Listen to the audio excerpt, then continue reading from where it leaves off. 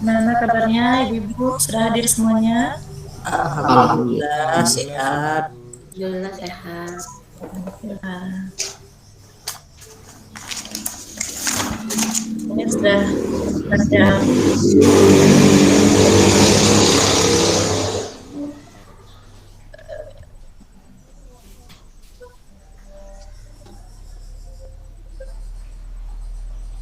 Bapak Ibu admin ada dibuka dari ini? Ada di moderator? Atau langsung? Assalamualaikum Bu Eliza. Waalaikumsalam Bu Yeti. Bu Eliza mohon maaf langsung aja acara elaborasinya ya, karena dari kemarin-kemarin biasanya memang kita buka dulu sama admin, tapi lagi-lagi Bu kegiatan akhir tahun lagi banyak banget, takutnya nggak nggak efektif dan efisien, jadi kami serahkan. Tapi untuk proses rekaman dan presensi akan kami bantu dari jauh.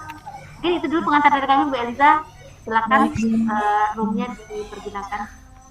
Baik Bu Yeti, terima kasih banyak.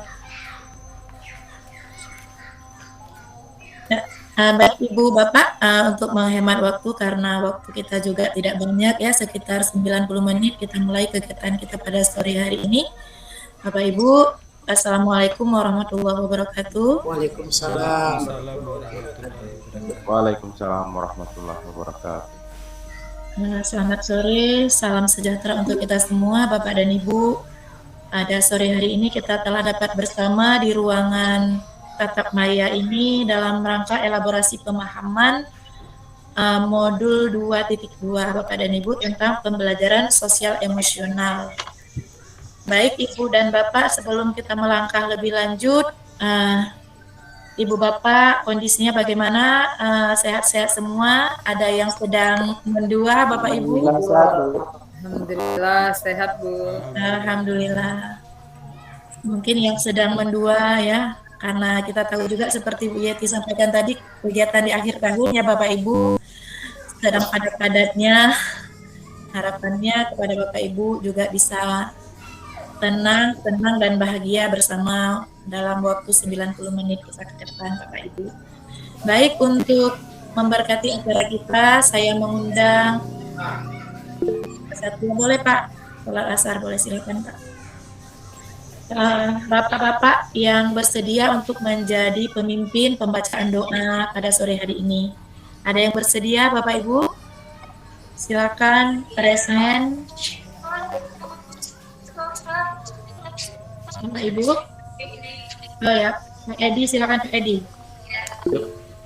Terima kasih Bu Eliza dan rekan PP serta CGP semuanya untuk mengawali agar acara elaborasi pemahaman konsep 2.2 yaitu pembelajaran sosial emosional agar diberkahi dan dirahmati serta diridhoi Allah Subhanahu wa taala, dan semoga perjalanan ruang elaborasi kita pada sore hari ini dapat berjalan baik dan lancar sampai selesai nantinya.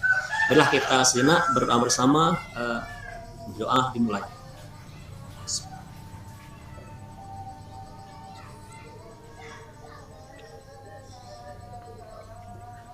Berdoa selesai. Terima kasih Bu Liza. Baik, terima kasih Pak Edi Sulhanda yang telah memimpin pembacaan doa kita pada sore hari ini. Nah, Pak dan Ibu, izin ya saya share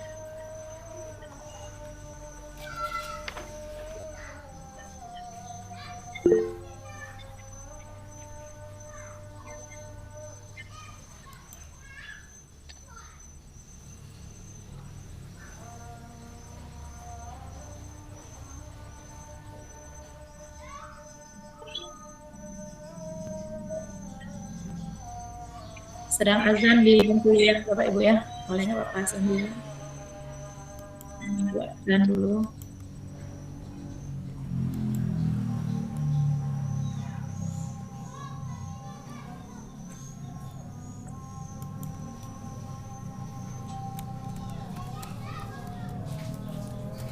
Baik Ibu dan Bapak ya, salam dan bahagia. Sebagai guru penggerak ini merupakan salam kita bersama ya Bapak Ibu, Ini mungkin Ibu Bapak akan sering mendengarkan tentang salam dan bahagia selama dalam program ini Bapak Ibu, karena ini merupakan, maaf, sinyal saya kurang bagus, hilang. Oke, baik. Terganggu jaringannya. Baik, maaf. Oke. Maaf ya Bapak Ibu. Nah, oke baik. Nah Ibu Bapak, jadi pada hari ini kita ada di modul 2.2 ya. 2.2 ini tentang pembelajaran sosial emosional. Bapak Ibu, pada hari ini kita akan mengelaborasi bersama Bapak Ibu tentang pemahaman Bapak Ibu mengenai kompetensi sosial emosional yang sudah dipelajari di modul 2.2 sebelumnya di eksplorasi konsep. Juga Ibu Bapak sudah bersama dengan fasilitator ya Bapak Ibu di ruang kolaborasi Ibu Bapak. Baik, modul 2.2 ini Bapak Ibu dikembangkan oleh Ibu Rusiati dan Kak Jili ya. Jadi ada 2 orang ibu-ibu hebat di sini pengembang modul 2.2 Bapak Ibu tentang pembelajaran sosial dan emosional.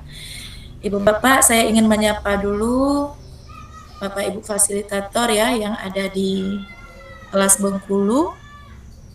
Ada Bapak atau Ibu nih ya, Ibu Betty Deliana. Sudah berhadirkah Ibu fasilitator?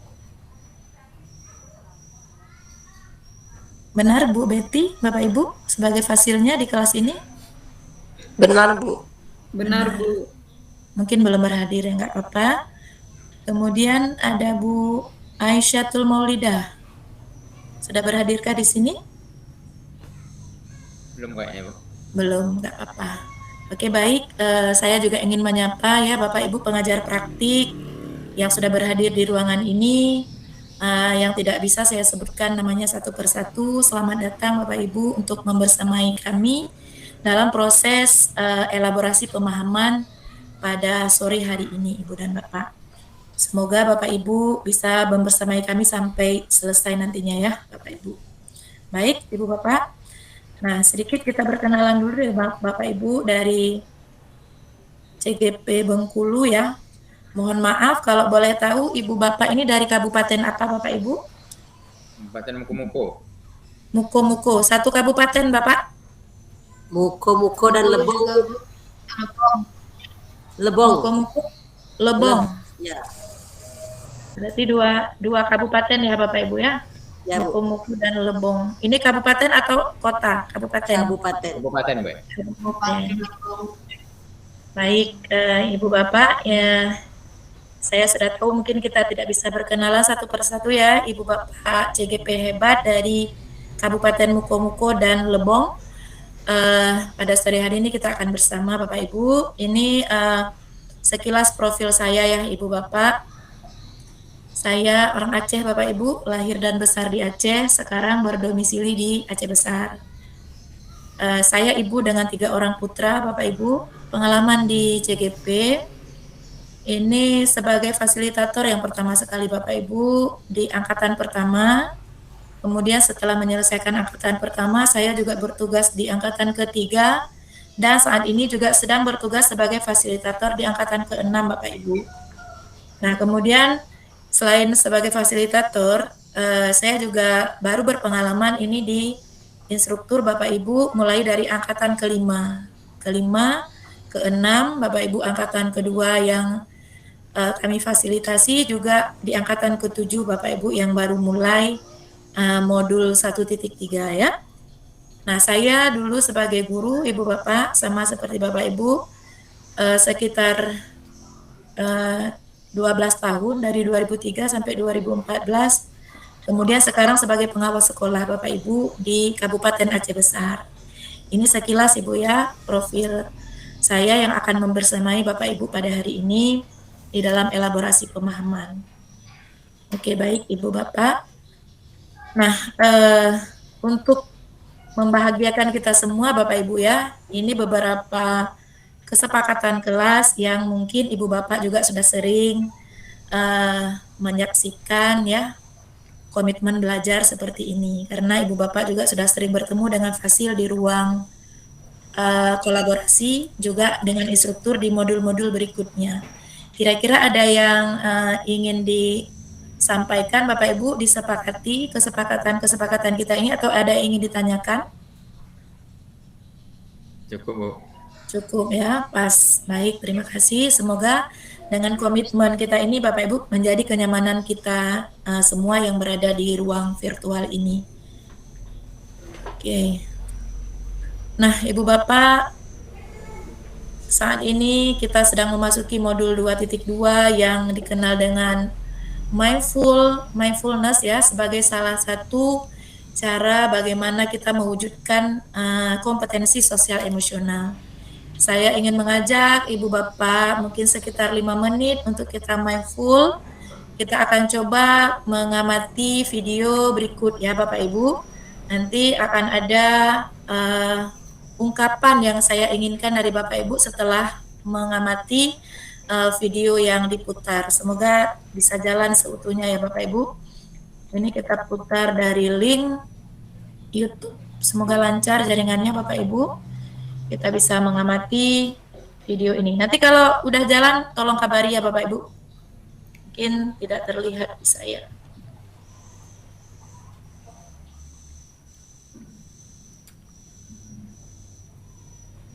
Terlihat Bapak Ibu?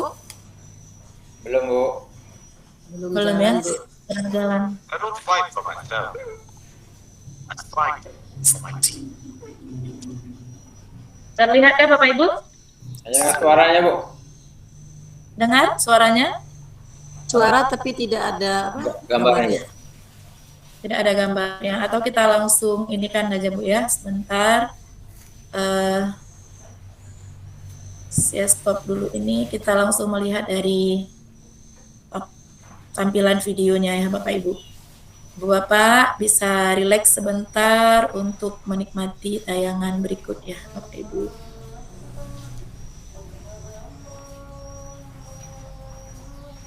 Ini terlihat? Oke, sedang proses. Ya, sudah terlihat gambarnya, nanti suaranya tolong dikabari ya Bapak Ibu ya. Oke, bisa terlihat sudah gambarnya? gambarnya sudah. Siap-siap Bapak Ibu ya, kita akan mengikuti video berikut untuk beberapa menit ke depan.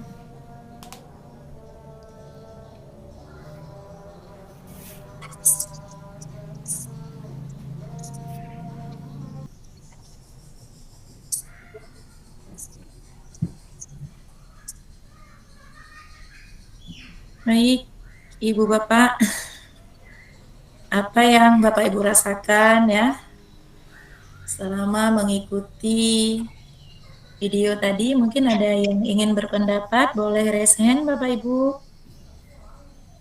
Apa yang Bapak rasakan? Silakan yang ingin mengungkapkan. Pak Edi, Suhada, dan Pak Bu Tenti ya. Silakan tuh Pak Edi dulu.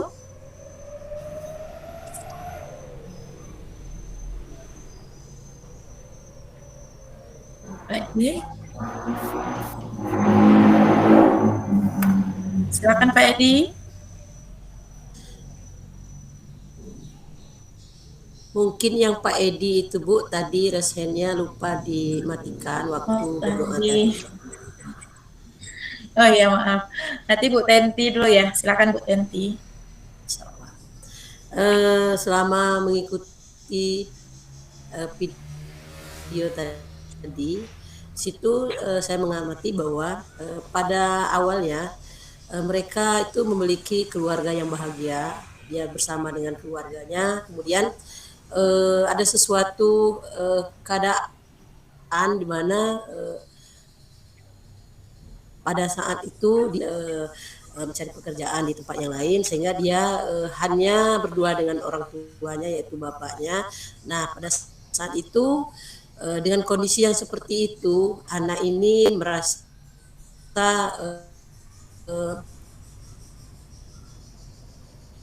sedikit kurang perhatian lah, dikatakan seperti itu. Kemudian dia pada saat momen-momen yang berbahagia dia melihat teman-temannya yang bahagia dengan orang tua, emosional, katakanlah itu membuat dia itu merasa iri dan merasa kebahagiaan yang dia miliki kemarin itu hilang, sirna, sehingga dia menyebabkan dia menjadi murung, kemudian menangis dan sebagainya. Dan ada suatu momen yang lebih dikatakanlah membuat dia tertekan lagi pada saat dia memperoleh suatu kebahagiaan, katakanlah dia itu menamatkan pendidikannya, dia mengharapkan orang tuanya hadir, ternyata ayahnya itu terlambat datang dikarenakan ban motornya pecah tadi. Nah, di sini kita bisa melihat bahwa kalau saya menarik kesimpulannya, anak ini katakanlah anak ini kebahagiaan yang selama ini dia dapatkan secara full, tapi di pertengahan awal dia merasa kurang perhatian dari orang tuanya dikarenakan kesibukan ayahnya, ojek online dan sebagainya. Itu mungkin itu Bu yang dapat saya simpulkan dari tontonan tadi. Baik, terima kasih banyak Bu Tenti. Kalau menurut Ibu, jika dihubungkan dengan kompetensi sosial emosional itu berada di kompetensi yang mana untuk si tokoh utama tadi, Dewi tadi, Ibu?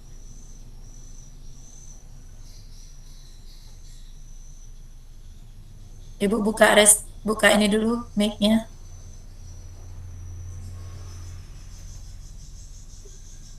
Bu Tenti, mic-nya belum dibuka.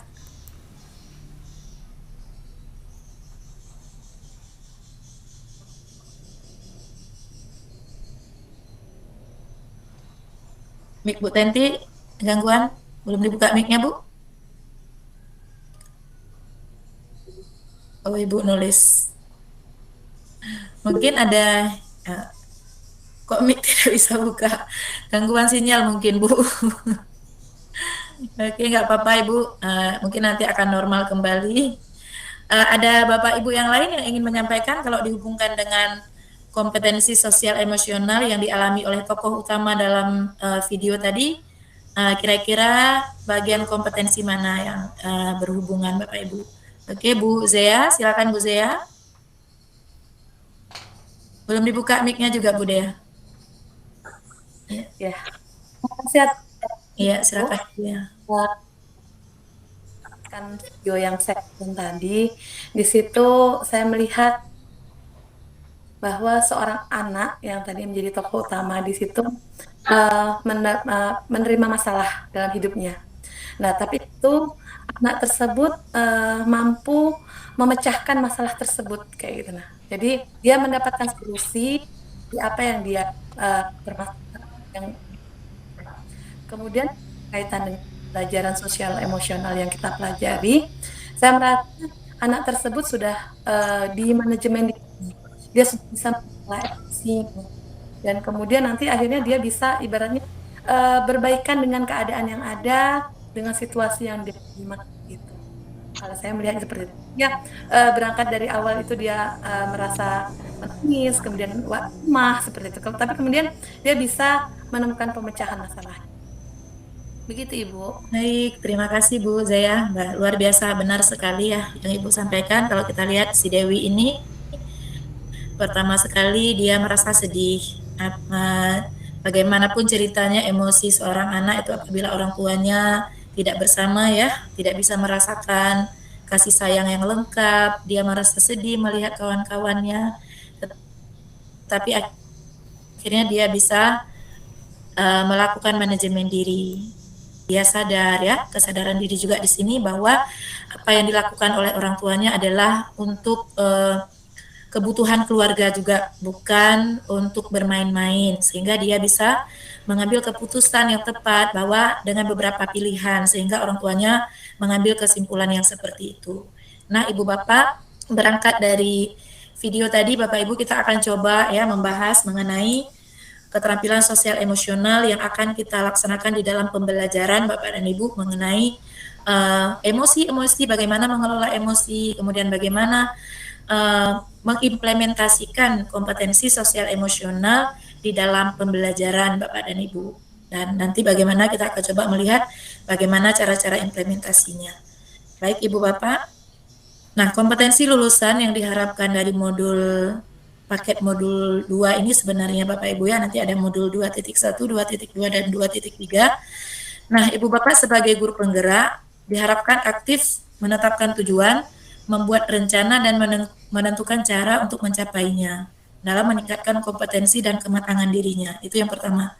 Kemudian yang kedua, Ibu Bapak diharap memahami pentingnya mengetahui kebutuhan belajar dan lingkungan yang aman dan nyaman agar dapat memfasilitasi seluruh individu di sekolah agar dapat meningkatkan kompetensinya.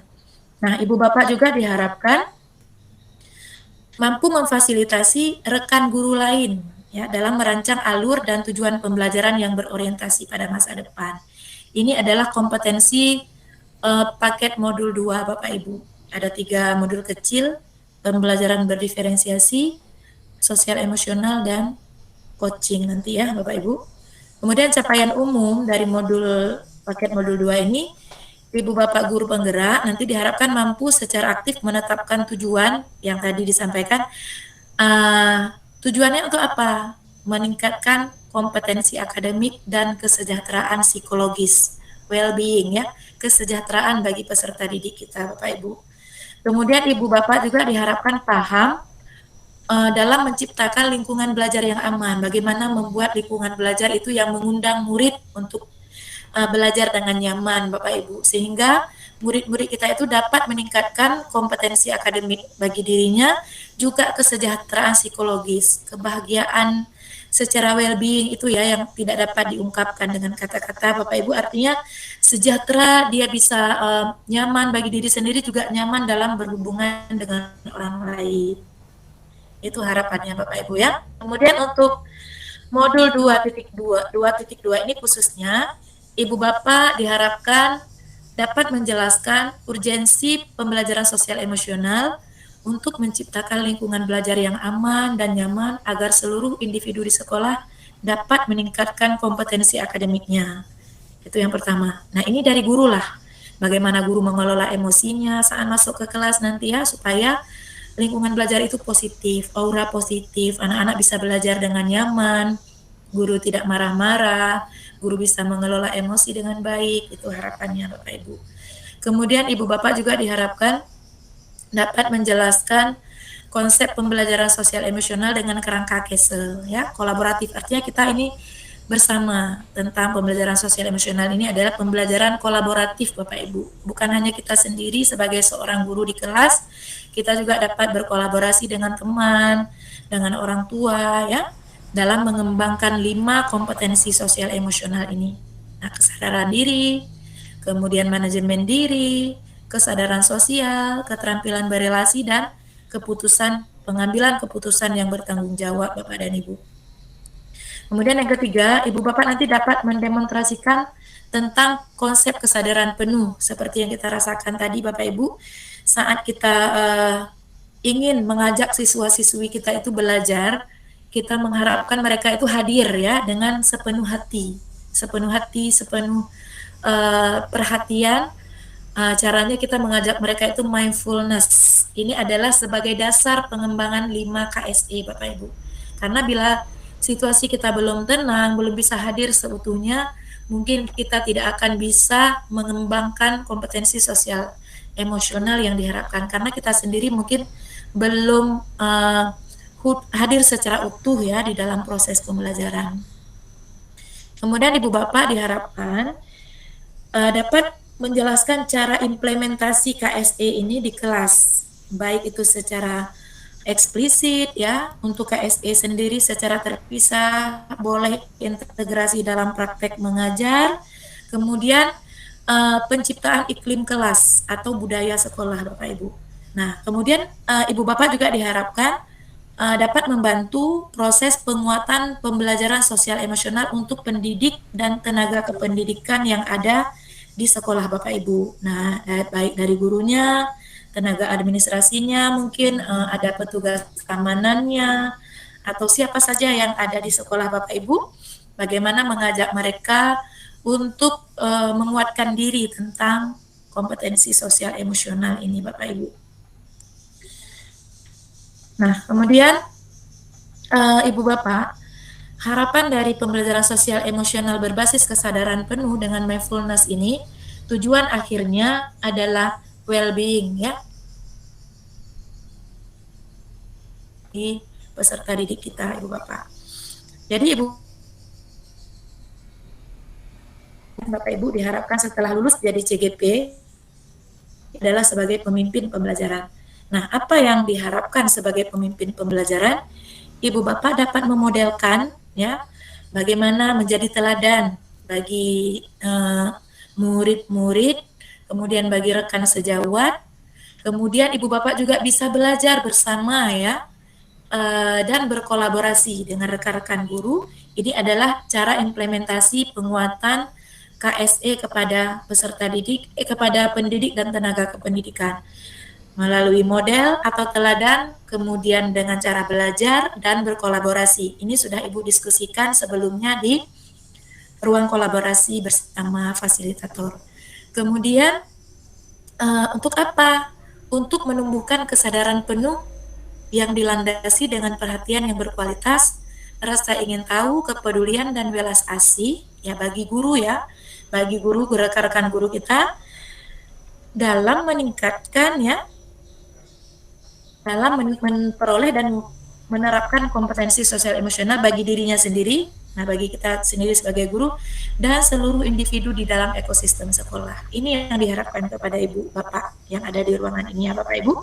Bagaimana nanti proses penerapannya sehingga Ibu Bapak sendiri bisa menerapkan kompetensi sosial emosional, murid juga, rekan sejawat, supaya terbentuk lingkungan belajar yang aman, nyaman, yang mendorong peningkatan kompetensi akademik bagi siswa-siswi kita, Ibu Bapak.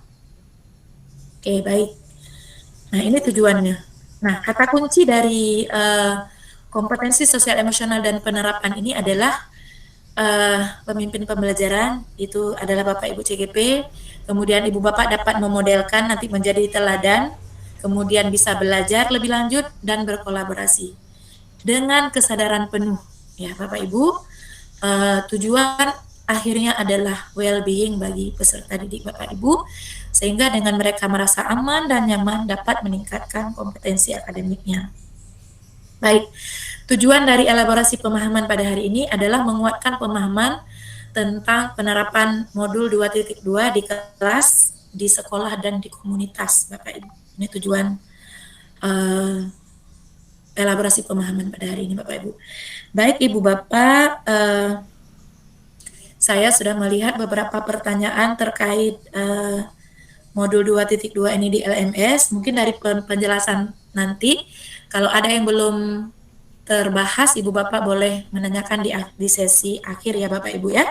Kita akan coba lihat dulu, ada beberapa pertanyaan, kalau memang di akhir belum terjawab pertanyaan Ibu Bapak, nanti boleh raise hand setelah pemaparan berikut Bapak Ibu. Baik, nah maksud dari pendidikan ini adalah, ini sesuai dengan Ki Hajar Dewantara Bapak Ibu yang sudah Ibu Bapak pahami juga di itu, sehingga mengapa pembelajaran sosial emosional ini penting Bapak Ibu? Karena tujuan dari pendidikan adalah untuk mencapai keselamatan dan kebahagiaan yang setinggi-tingginya Bapak Ibu. Inilah dasar Ibu Bapak mengapa pembelajaran sosial emosional ini penting. Nah, ini dasarnya ya dari pemikiran Ki Hajar Dewantara Bapak Ibu. Kemudian di dalam pendidikan yang dituangkan oleh Ki Hajar Dewantara, mengapa pentingnya pembelajaran sosial emosional ini? Karena dasar dari pendidikan dan pengajaran itu adalah budi pekerti Bapak Ibu. Bagaimana membuat jiwa manusia itu baik, berkembang dengan baik, watak, karakter.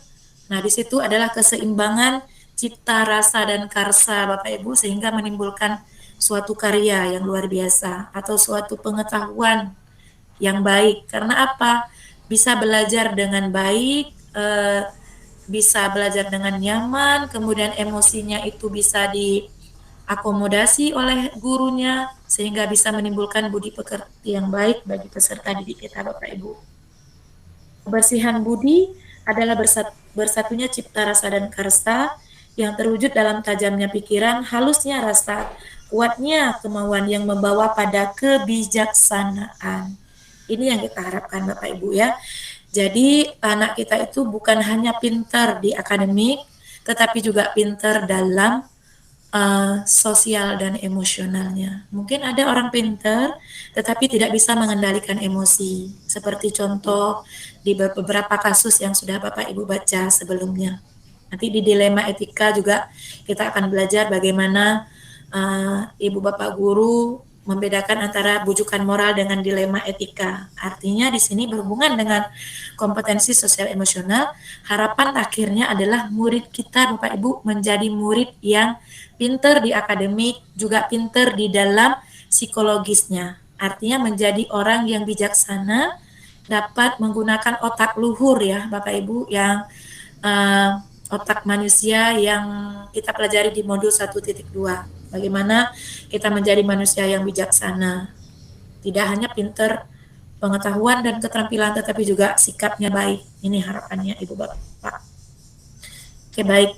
Nah, Daniel Goleman ini di tahun 96 Bapak dan Ibu mengungkapkan bahwa fokus kompetensi pondasi dasar itu literasi, numerasi, dan perhatikan pembelajaran sosial dan emosional, Bapak Ibu.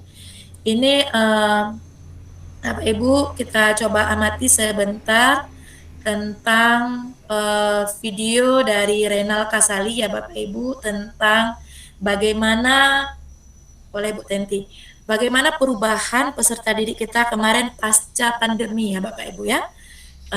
Apa yang terjadi dari penelitian Bapak Renal Kasali di beberapa sekolah PAUD yang ada di sekitarnya.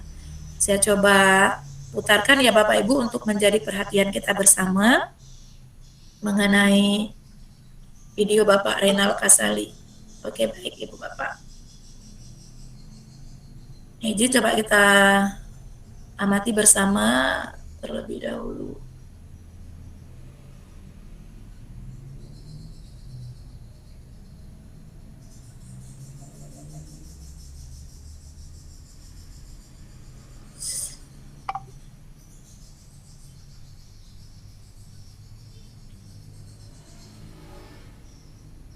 Sembunyi dia Bapak Ibu, bentar ya. Baik. Nah, kita coba nikmati ya sebentar Bapak Ibu. Sudah terlihatkah Ibu Bapak? Sedang proses. Oke, baik Ibu Bapak. Kita putar ya.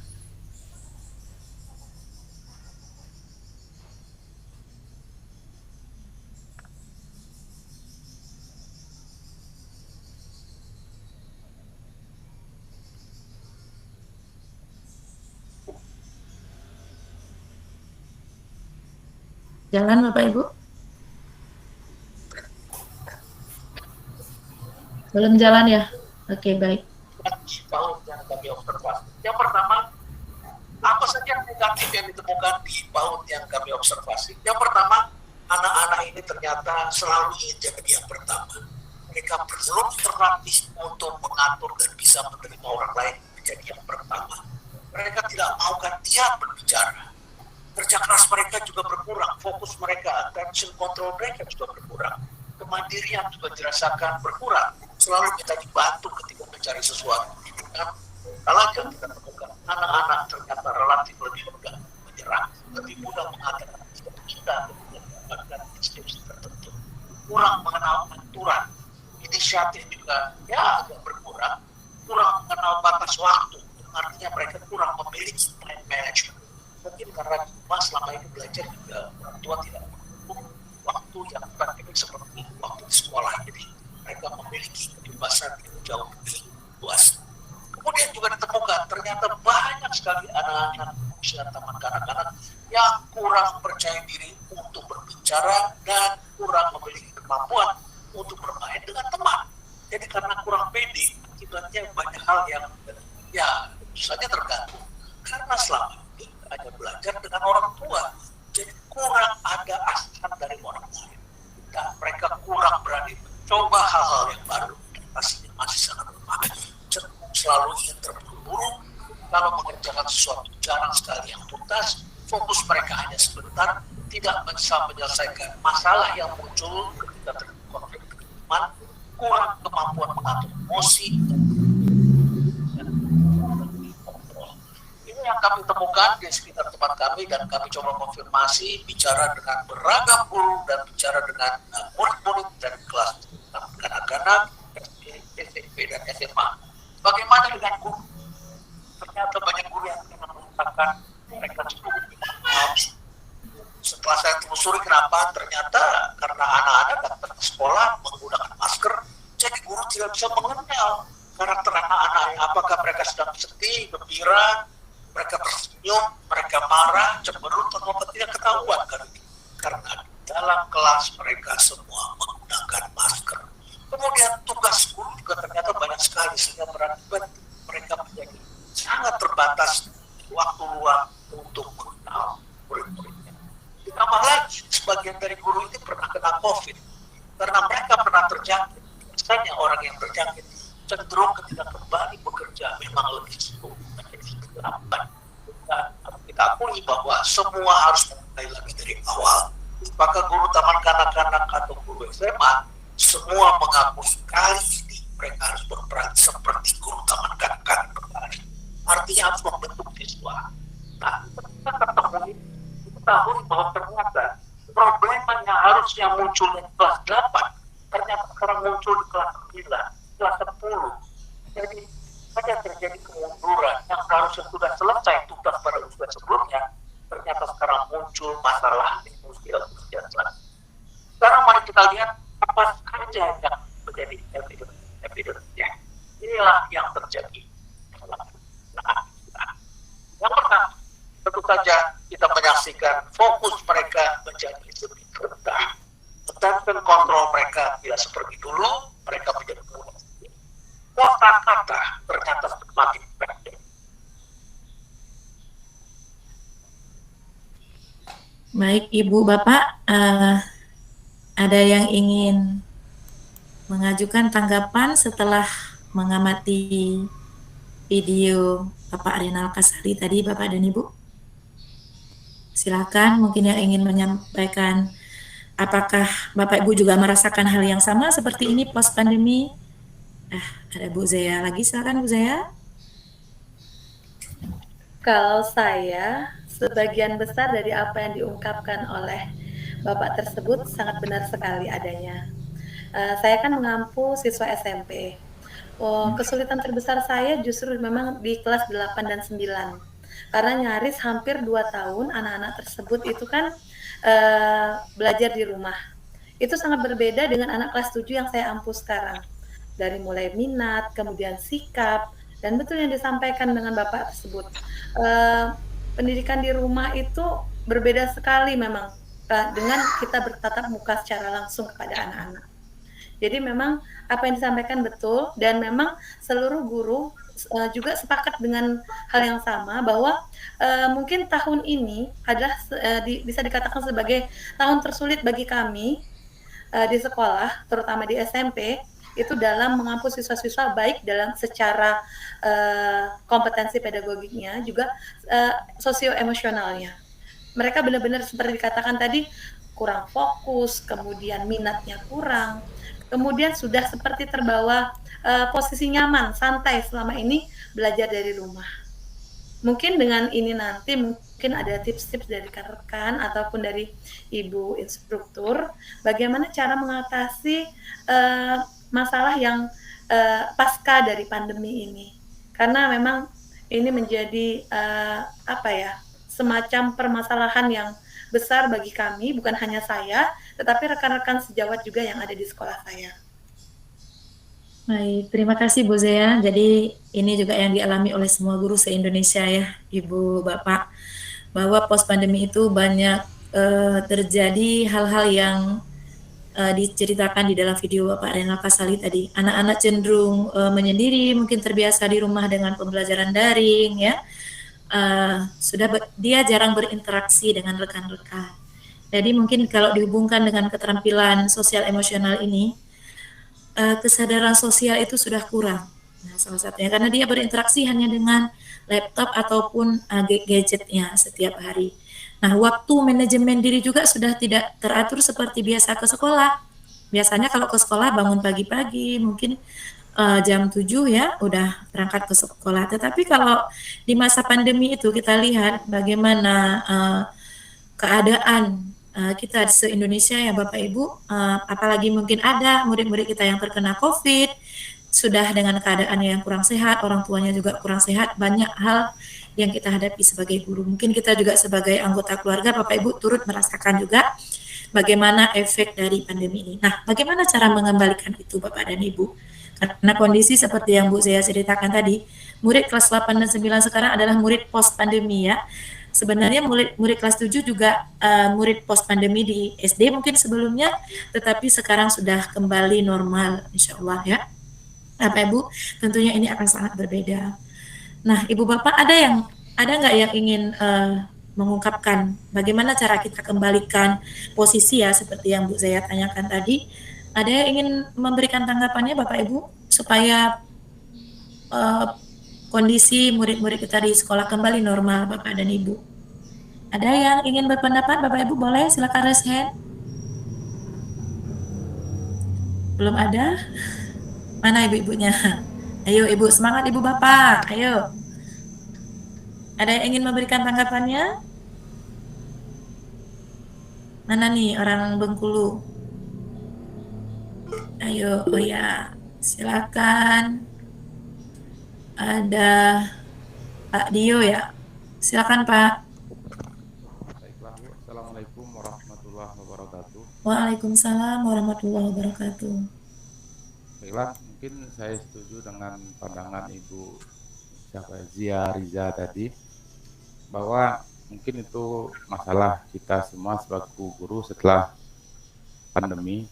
Tapi kalau pendapat saya, bagaimana cara mengembalikan situasi itu adalah dengan cara membuat siswa itu nyaman ketika berada di sekolah. Bagaimana caranya? Kita ciptakan lingkungan yang membuat mereka itu nyaman, tenang, dan senang di sekolah. Kalau di kelas berarti kita ciptakan metode yang membuat mereka nyaman untuk belajar. Seperti itu. Terima kasih.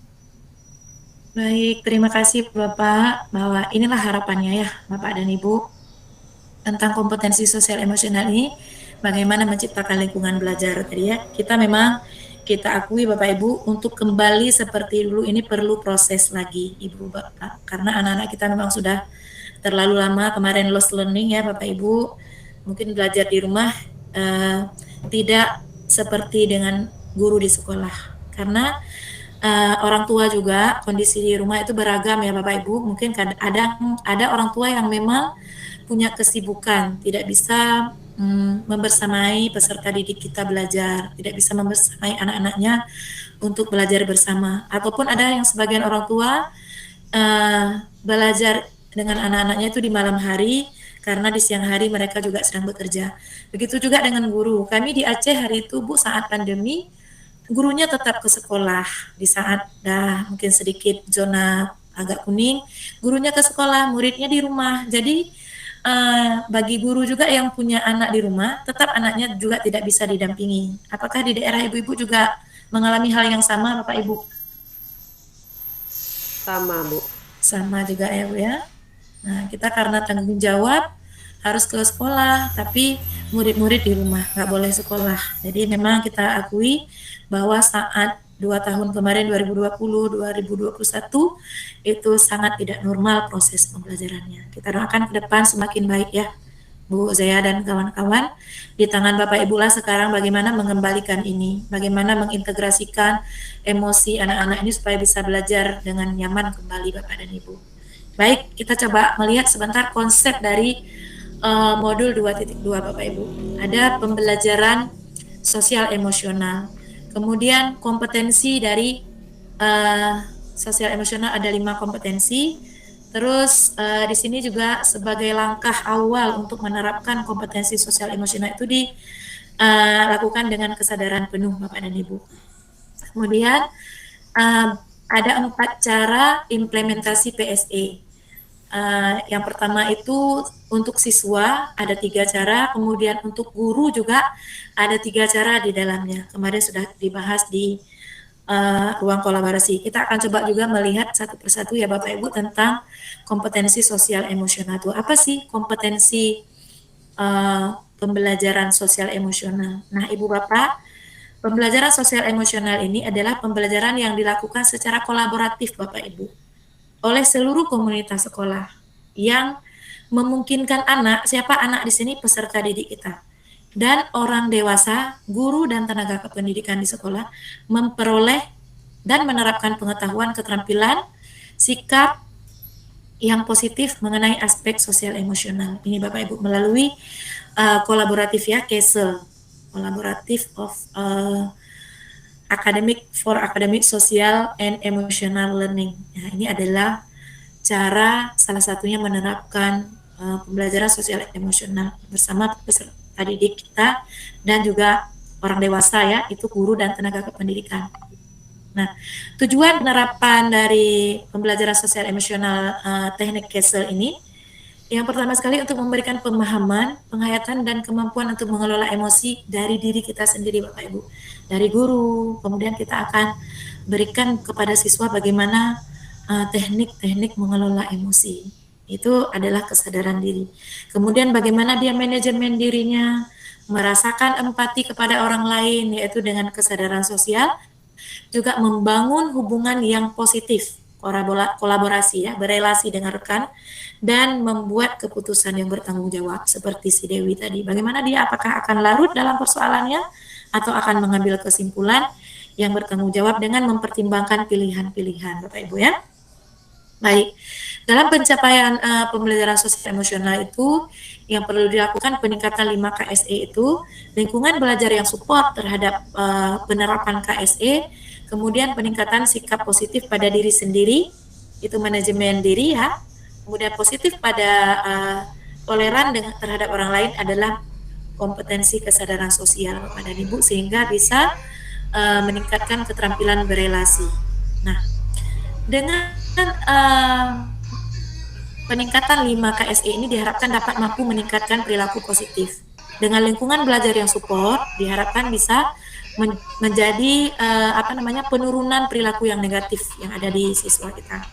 Kemudian dengan mindfulness dapat terjadi penurunan tingkat stres, sehingga terjadi peningkatan performa akademik seperti yang sudah kita bahas tadi Bapak Ibu.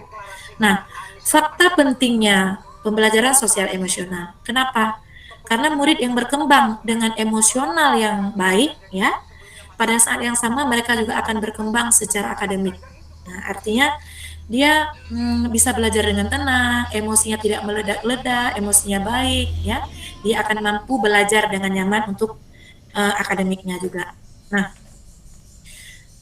kemudian mengapa pentingnya PSE lagi? Mengabaikan pengembangan keterampilan sosial emosional akan membawa efek buruk secara akademik. Nah, jadi seperti yang kita rasakan tadi, anak-anak sudah jarang berkomunikasi dengan kawannya saat post pandemik tadi ya, sehingga dia juga akan membawa efek buruk bagi akademik, nilai-nilai akademiknya karena tidak saling berkolaborasi di sini. Nah, pembelajaran sosial dan emosional harus diimplementasikan secara sengaja Bapak Ibu. Jangan saat ketemu aja materi yang cocok misalnya diimplementasikan, tetapi di saat kita tidak ada materi yang berhubungan dengan sosial emosional, Ibu Bapak harus terapkan kompetensi sosial emosional ini secara eksplisit Bapak Ibu ya, karena ada 3 cara tadi, eksplisit, budaya sekolah, dan integrasi. Ini 3 hal yang bisa diterapkan pembelajaran sosial emosional dengan 3 cara ya Bapak Ibu. Oke, baik. Nah, kemudian 5 kompetensi sosial emosional ini berhubungan dengan misalnya kesadaran diri yang pertama ya. Bagaimana kita mampu memahami perasaan diri masing-masing. Nah, nilai-nilai diri kita sendiri dan bagaimana pengaruhnya pada perilaku kita dalam berbagai situasi dan konteks kehidupan.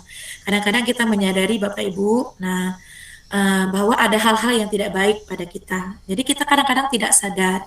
Tetapi pada saat kita berada di mode sadar, oh iya ya, saya sepertinya masih kurang sabar misalnya. Jadi itu salah satu metode bagaimana kita memahami perasaan dan emosi dari diri kita sendiri.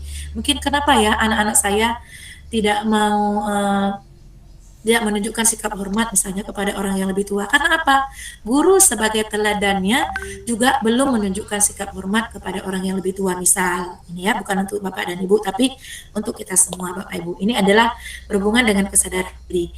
Kemudian, manajemen diri, bagaimana kita mengelola emosi kita yang seperti tadi.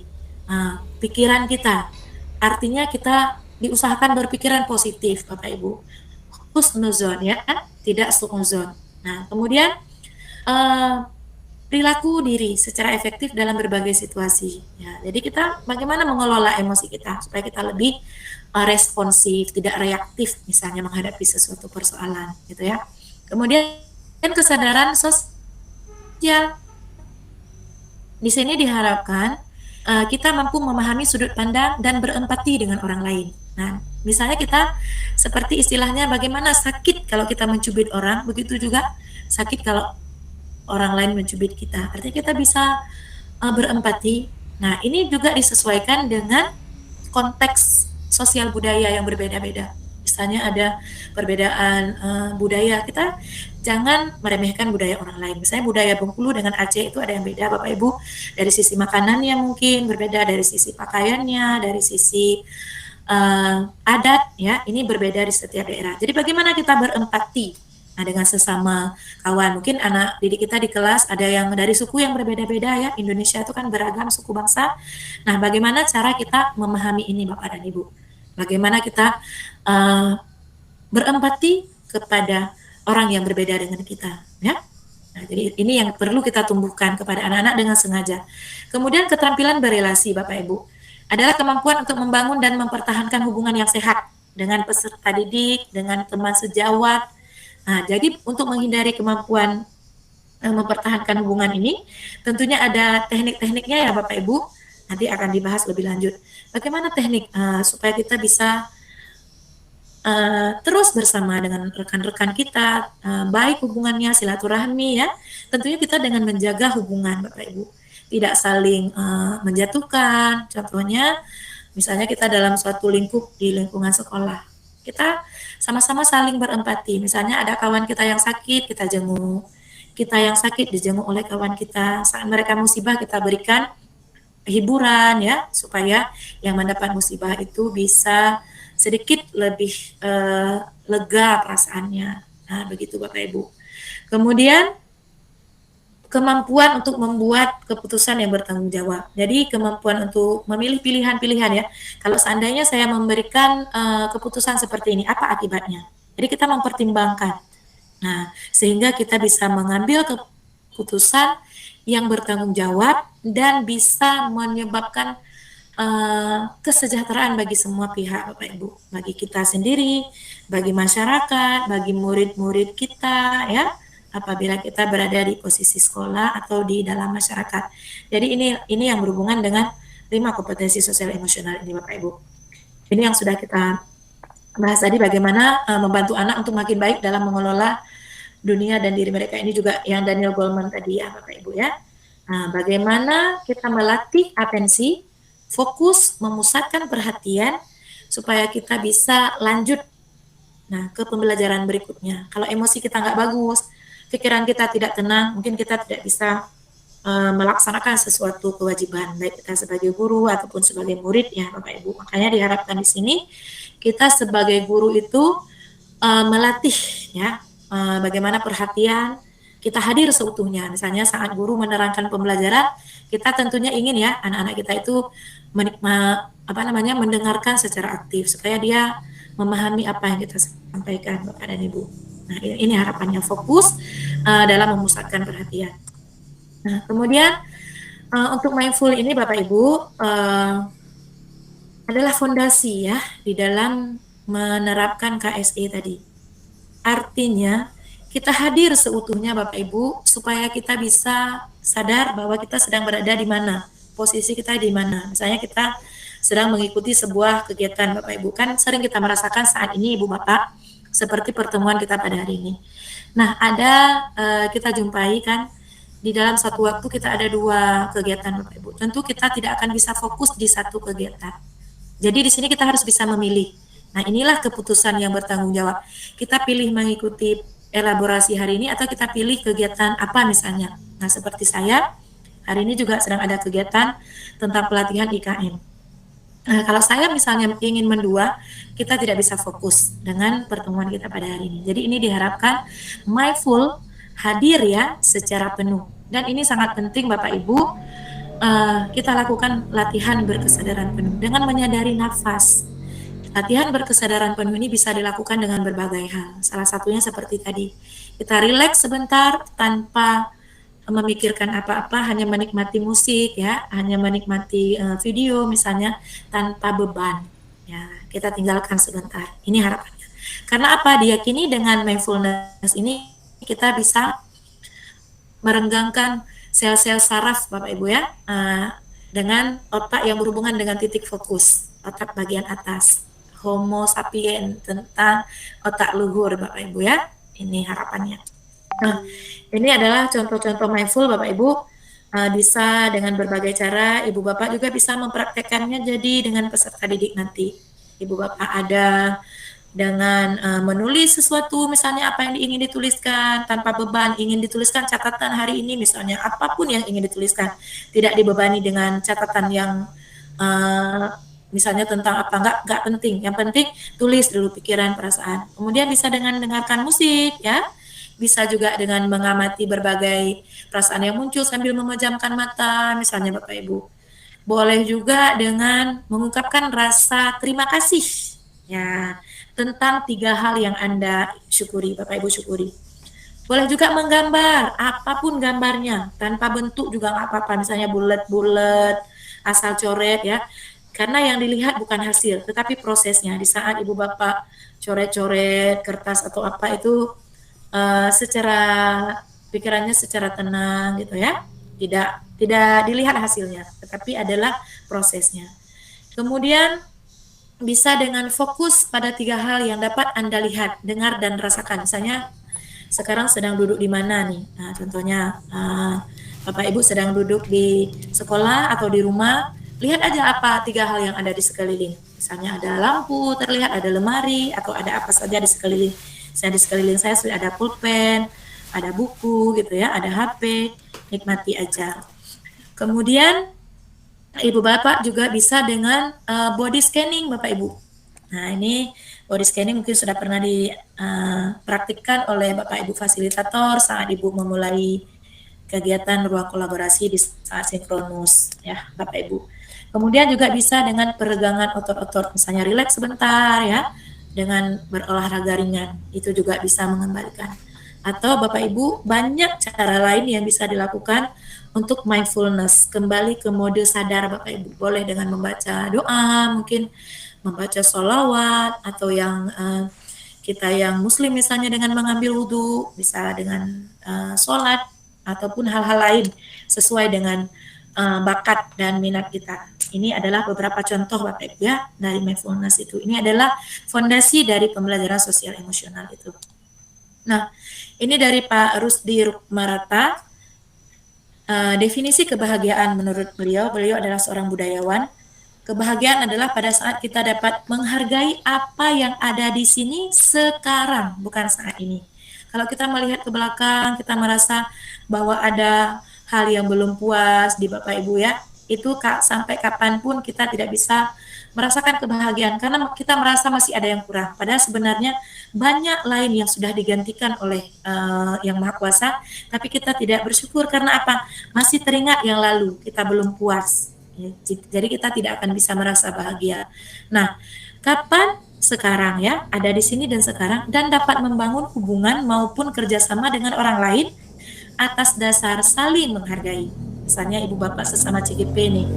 Nah, dalam mengerjakan tugas, saling berkolaborasi. Nah, inilah hubungan baik yang diharapkan. Ini adalah salah satu bentuk kebahagiaan. Ibu Bapak misalnya dengan program guru penggerak ini lelah ya Bapak Ibu pulang sekolah, mengunggah tugas lagi. Kemudian di saat berjumpa dengan rekan-rekan pengajar praktik dan rekan-rekan CGP berkumpul saat lokakarya, Ibu Bapak bisa merasakan hubungan yang saling menghargai di situ. Kita walaupun capek, kita mungkin bisa merasakan sedikit kebahagiaan ya Bapak Ibu. Oke, baik. Kita lanjutkan. Nah, well-being itu yang tadi kita sampaikan bahwa ujung dari kompetensi sosial emosional ini diharapkan adalah siswa kita well-being, rekan kita juga well-being. Kapan dikatakan seseorang itu mencapai puncak well-beingnya? Pada saat memiliki sikap yang positif terhadap diri sendiri dan orang lain, artinya berpikir positif. Nah, baik kepada kita, diri kita sendiri atau kepada orang lainnya. Ini ada beberapa, mungkin tidak perlu saya sampaikan secara berurutan, Ibu Bapak juga bisa membaca.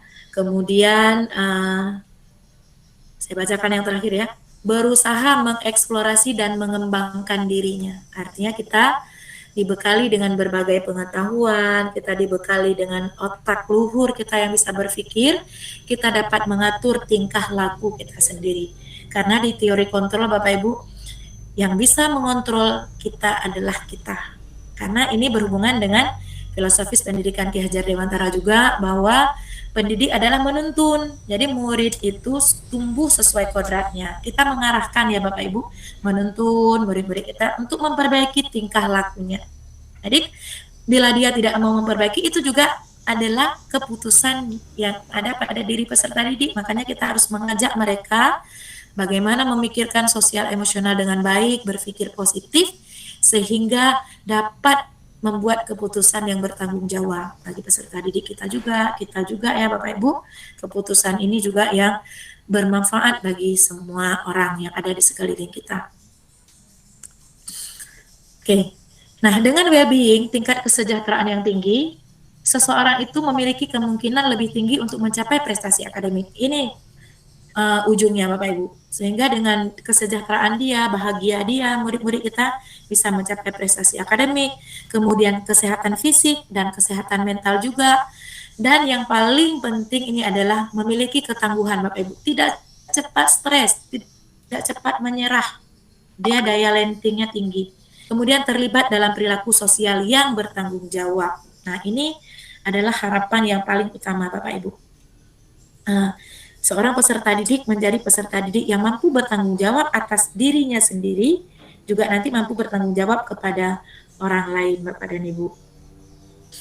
Ini harapannya kepada peserta didik kita, Ibu Bapak bisa menjadi seorang pribadi yang baik, akhlaknya juga baik di dalam sikap, dan bisa merubah kompetensi akademik ke arah yang lebih baik, Ibu Bapak. Oke, baik. Nah, kemudian ini yang sudah kita bahas tadi, bahwa di dalam menerapkan ya, mengimplementasikan pembelajaran sosial emosional ini ada 4 cara Bapak Ibu.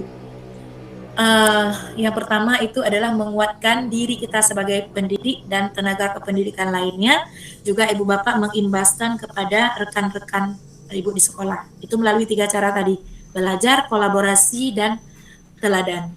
Kemudian kepada peserta didik, nah ini yang nanti ada juga pertanyaan di LMS, bagaimana kita mengajarkan KSS secara spesifik, artinya terpisah, berdiri sendiri. Kita juga bisa mengintegrasi dalam pembelajaran intrakurikuler, ini yang nanti akan diintegrasi dalam RPP Bapak Ibu. Kemudian menciptakan iklim kelas, budaya sekolah, dan kebijakan sekolah. Misalnya kebijakan sekolah dalam 5S misalnya ya, salam, senyum, sapa gitu ya. 3S apa lagi ya Bapak Ibu? 5S. 3S, 5S, bahkan ada 7S, syukur kemarin saya lihat. Syukur, ada istilah-istilah ya. Ini adalah bentuk-bentuk budaya sekolah. Nah, ada lagi begitu banyak ya, sopan santun, benar Pak Sulaiman. Terima kasih sudah mengingatkan. Sopan santun, bahkan ada syukur, Ibu. Ada kemarin saya lihat di sekolah itu ada 7S, bukan 5S. 7S. Salam, sopan, santun, senyum, syukur, apalagi ya. Nah, itulah bentuk-bentuk budaya sekolah misalnya Bapak Ibu. Sayang, ya boleh Bu Mustika. Jadi ini adalah 3 cara dengan siswa, 3 cara dengan peserta didik. Bukan peserta didik, maaf, dengan pendidik dan tenaga kependidikan, TENDIK. Kemudian ini bentuk implementasinya nanti Ibu Bapak juga sudah kemarin merancang ya di ruang kolaborasi, bagaimana mengimplementasikannya di dalam pembelajaran, kemudian yang di dalam budaya sekolah juga secara eksplisit ya tersirat. Nah, ini strategi dengan pendidik atau tendik ya, pendidik dan tenaga kependidikan. Nah, bagaimana caranya yang 3 macam tadi? Menjadi teladan, belajar, berkolaborasi. Ini contohnya Bapak Ibu. Nah, saat Ibu Bapak menjadi teladan, contohnya menerapkan kompetensi sosial emosional dalam tugas, dalam peran dan tugas. Misalnya, Ibu Bapak diberi tugas sebagai pemegang sosial misalnya di sekolah. Jadi kan kita ada kumpul-kumpul uang sosial nih. Misalnya nanti ada yang sakit dikunjungi, ada yang meninggal dikunjungi. Nah, yang dikunjungi siapa aja? Nah, misalnya anak sakit, kita sendiri yang sakit, suami atau istri sakit, orang tua meninggal misalnya. Jadi dalam menjalankan peran dan tugas itu Bapak Ibu menjadi teladan yang baik. Misalnya tidak membeda-bedakan. Semua anggota itu diperlakukan sama. Nah, jadi pemegang sosial menjadi teladan bagi orang lain. Nah, misalnya ada nih kawan yang enggan untuk kunjungan misalnya. Jadi Ibu Bapak yang sebagai pemegang sosial, ayo Bapak Ibu, kita hari ini kunjungan ke tempat Bu Zea misalnya. Kita hari ini kunjungan ke tempat Bu Yuli. Nah, kita akan coba memberikan teladan ya Bapak Ibu ya. Menunjukkan kepedulian gini, menciptakan budaya yang mengapresiasi. Artinya bila ada murid kita, guru, rekan kita yang berhasil di sesuatu, kita memberikan apresiasi dengan ikhlas. Jangan apresiasi selamat ya, padahal tidak ikhlas. Misalnya murid kita berhasil misalnya atau apa, atau rekan kita selamat ya atas prestasinya, tapi tidak ikhlas. Ini belum menjadi keteladanan Bapak Ibu. Nanti kita akan coba lihat bagaimana reaksi-reaksi kita apabila ada seseorang yang berhasil di sesuatu bidang ya Bapak Ibu. Baik. Kemudian belajar, apa contohnya? Membiasakan merefleksi kompetensi sosial emosional pribadi kita. Nah, kira-kira saya masih suka marah-marah nggak ya dengan murid saya? Kira-kira saya masih suka apa ya istilahnya? Kalau bahasa kami curing, Bapak Ibu ya. Mukanya udah nggak ini, mukanya udah cemberut begitu melihat ada orang yang ini. Nah, kita harus evaluasi, refleksi ya. Itu contoh-contoh bagaimana kita menerapkan penguatan KSE bagi kita dan bagi rekan sejawat. Nah, ada juga mengagendakan sesi berbagi praktik baik. Misalnya Ibu, nih Bapak Ibu sebagai guru penggerak, setelah selesai lokakarya nih sekali pulang ke sekolah, ayo Bapak Ibu, saya sampaikan tentang coaching. Nah, saya sampaikan tentang kompetensi sosial emosional dengan lapang dada berbagi, walaupun tanpa diminta oleh Bapak Ibu kepala sekolah. Ini termasuk dalam proses belajar ya Bapak Ibu, karena guru yang berhenti belajar berhenti mengajar, itu kata Ki Hajar Dewantara. Bapak, kita terus belajar. Oke, berikutnya melalui berkolaborasi. Bagaimana yang dikatakan kita berkolaborasi dalam KSE ini? Membuat kesepakatan bersama-sama. Misalnya ini di Aceh Bapak Ibu ya, masih bulan Maulid, walaupun Maulidnya itu udah berlalu sebulan yang lalu Bapak Ibu, tapi masih dengan peringatan Maulid di sini. Misalnya sekolah mau buat Maulid nih, bagaimana nih sama-sama kita sepakat untuk urun-urun dana, misalnya kita akan undang siapa. Ini adalah salah satu bentuk kolaborasi dalam PSE Bapak Ibu. Bagaimana kita kesadaran sosial ya bersama-sama, kemudian keterampilan berelasi juga di sini KSE-nya bisa melaksanakan peringatan Maulid. Yang diundang adalah semua guru yang ada di wilayah kecamatan kita misalnya. Ini adalah bisa dilaksanakan dengan berkolaborasi Ibu Bapak. Juga Bapak Ibu berkolaborasi mungkin dalam komunitas belajar ya, seperti sekarang ada komunitas belajar yang ada di PMM ataupun MGMP, KKG Bapak Ibu ya. Ini adalah bentuk berkolaborasi dalam mengelola sosial emosional. Tentunya banyak di sini ya yang tantangan bagi kita. Misalnya ada pertemuan MGMP nih, udah janjinya jam 1, udah jam 2 belum datang pesertanya. Ayo Bapak Ibu di grup WA, segera bergabung, segera berkumpul, kegiatan akan segera kita mulai. Nah, itu juga di dalam rapat misalnya, bagaimana kita berpendapat ya Bapak Ibu, saat orang lain berpendapat kita menghargai, kemudian saat kita berpendapat juga harus dengan izin dari pemimpin rapat misalnya. Itu adalah salah satu bentuk-bentuk penerapan sosial emosional Bapak Ibu. Oke, lanjut. Nah, bagaimana mengajarkan KSE secara spesifik? Contoh-contohnya Bapak Ibu, nah mengenali atau mengidentifikasi 6 emosi dasar murid Bapak Ibu. Nah jadi ini misalnya Ibu Bapak menempelkan ini di depan, kan ada, Ibu Bapak sudah lihat nggak video yang di LMS? Nah, misalnya kita menempelkan papan nih di depan pintu. Nah, bagaimana kondisi emosi anak-anak kita sebelum proses belajar hari ini? Tempelkan, ayo, misalnya yang ada di posisi takut, nah kemudian ada yang di posisi marah, muak, takjub, sedih, atau bahagia. Jadi, di situ kita bisa mengenali emosi peserta didik kita pada hari ini. Ini adalah secara eksplisit, langsung Bapak Ibu ya, khusus tentang kompetensi sosial emosional. Kemudian, nah ini lanjutan dari bagaimana mengenali emosi dasar. Nah, saya juga ingin mengharapkan Bapak Ibu tentang emosi Bapak Ibu hari ini. Dari tadi dengar saya ngoceh, terus Bapak Ibu, mohon Ibu Bapak bisa menulis di chat box apa arti bahagia menurut Bapak Ibu tanpa menggunakan kata bahagia. Silakan Ibu Bapak. Arti bahagia tapi tidak pakai kata bahagia. Silakan ketik di chat box 2 menit Ibu Bapak. Senang, iya.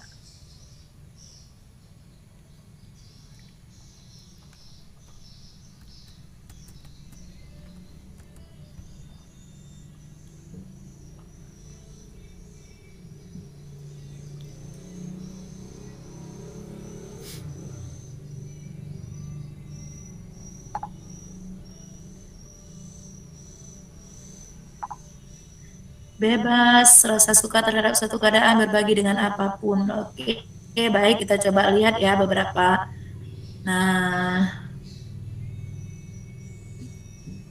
oke, saya lihat pesannya Ibu Bapak.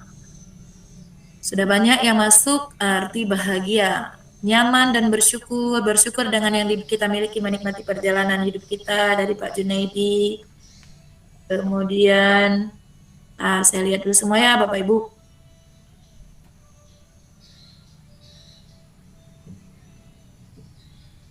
Senang Pak Wahyu, bersyukur Bu Yuliana. Bu Fatmawati, kondisi emosi dengan karakter senang, penuh syukur dan puas. Menurut saya serba ada, perasaan nyaman, adem, ketenangan dan kelapangan hati, di mana keadaan tanpa tekanan. Ya, artinya merdeka ya Bu Tenti ya. Merdeka belajar, merdeka mengajar, menikmati yang ada, nyaman, rasa suka terhadap suatu keadaan, Bu Eka. Ketika saya bisa membahagiakan orang lain. Ini ada bahagianya Bu Mustika. Oke, berbagi apapun dengan orang yang kita sayangi, ya berbagi, terima, nyaman dan damai, bebas, perasaan yang tentram dan nyaman. Oke, luar biasa ya semuanya Bapak Ibu. Jadi definisi bahagia itu relatif juga ya Bapak Ibu. Karena apa? Di saat kita merasakan nyaman, tenang, dan intinya adalah bersyukur Bapak Ibu. Kalau kita sudah bersyukur, tidak ada apapun lain. Ini adalah rahmat bagi saya, ini adalah berkah. Ya, terpenuhi kebutuhan lahir batin ya Bu Asri. Ya, di saat itulah kita merasa bahagia. Dan berbeda kebahagiaan kita, mungkin di sesama kita itu ada definisi perbedaan yang bahagia. Karena apa? Cara menikmatinya juga berbeda ya Bapak Ibu. Oke, baik, terima kasih banyak atas atensinya di chat box ya Bapak Ibu. Oke. Apa yang biasanya membuat saya merasakan 5 emosi ini? Ibu Bapak, ayo. Mungkin saya mengundang dari Bapak Ibu, ada yang ingin berpendapat? 1 orang saja boleh? Apa yang biasanya membuat saya merasakan 5 emosi ini? Boleh? 1 orang 1 mungkin. Siapa yang mau dengan takut, dengan marah, muak, takjub, dan sedih? Ada yang ingin memberikan tanggapannya, Bapak Ibu? Kenapa ini? Ngantuk ya? Ayo. Ada Bu Mustika. Silakan Ibu, mau memberikan tanggapan yang mana Ibu? Yang takjub. Oke, silakan Ibu. Saya berbicara sesuai dengan situasi saat ini, Bu. Ketika saya membuka Jimmy tadi, saya melihat instrukturnya bercadar, saya langsung takjub, Masya Allah. Masya Allah. Ternyata ada kawan saya, pertama tuh orang yang bercadar. Saat mendaftar CGP juga saya bertanya, boleh nggak yang bercadar ikut? Masya Allah, ternyata instrukturnya bercadar juga. Jadi saya takjub di sini, Bu. Terima kasih, Bu. Terima kasih Bu Mustika, luar biasa. Tapi saya belum sampai saat ini belum mendapatkan apa istilahnya ya, belum ada tanggapan apa-apa ya Bu ya. Karena juga saya baru belum setahun Bu mencoba, tapi belum ini juga ya. Doakan ya Bu ya, istiqomah ya.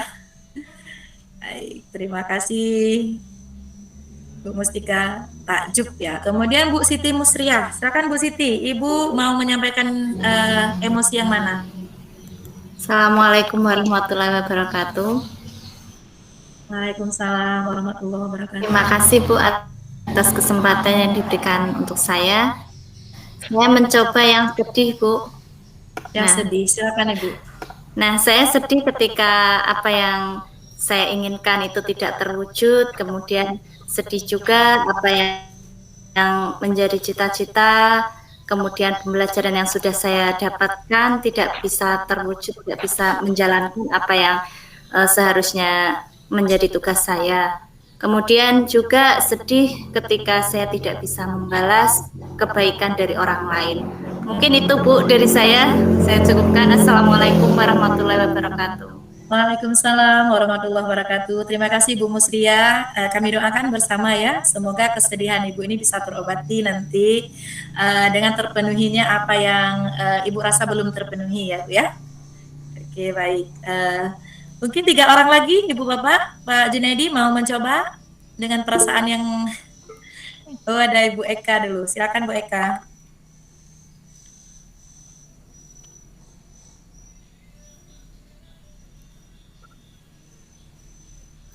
Ibu Eka belum buka mic-nya, Bu Eka. Ya.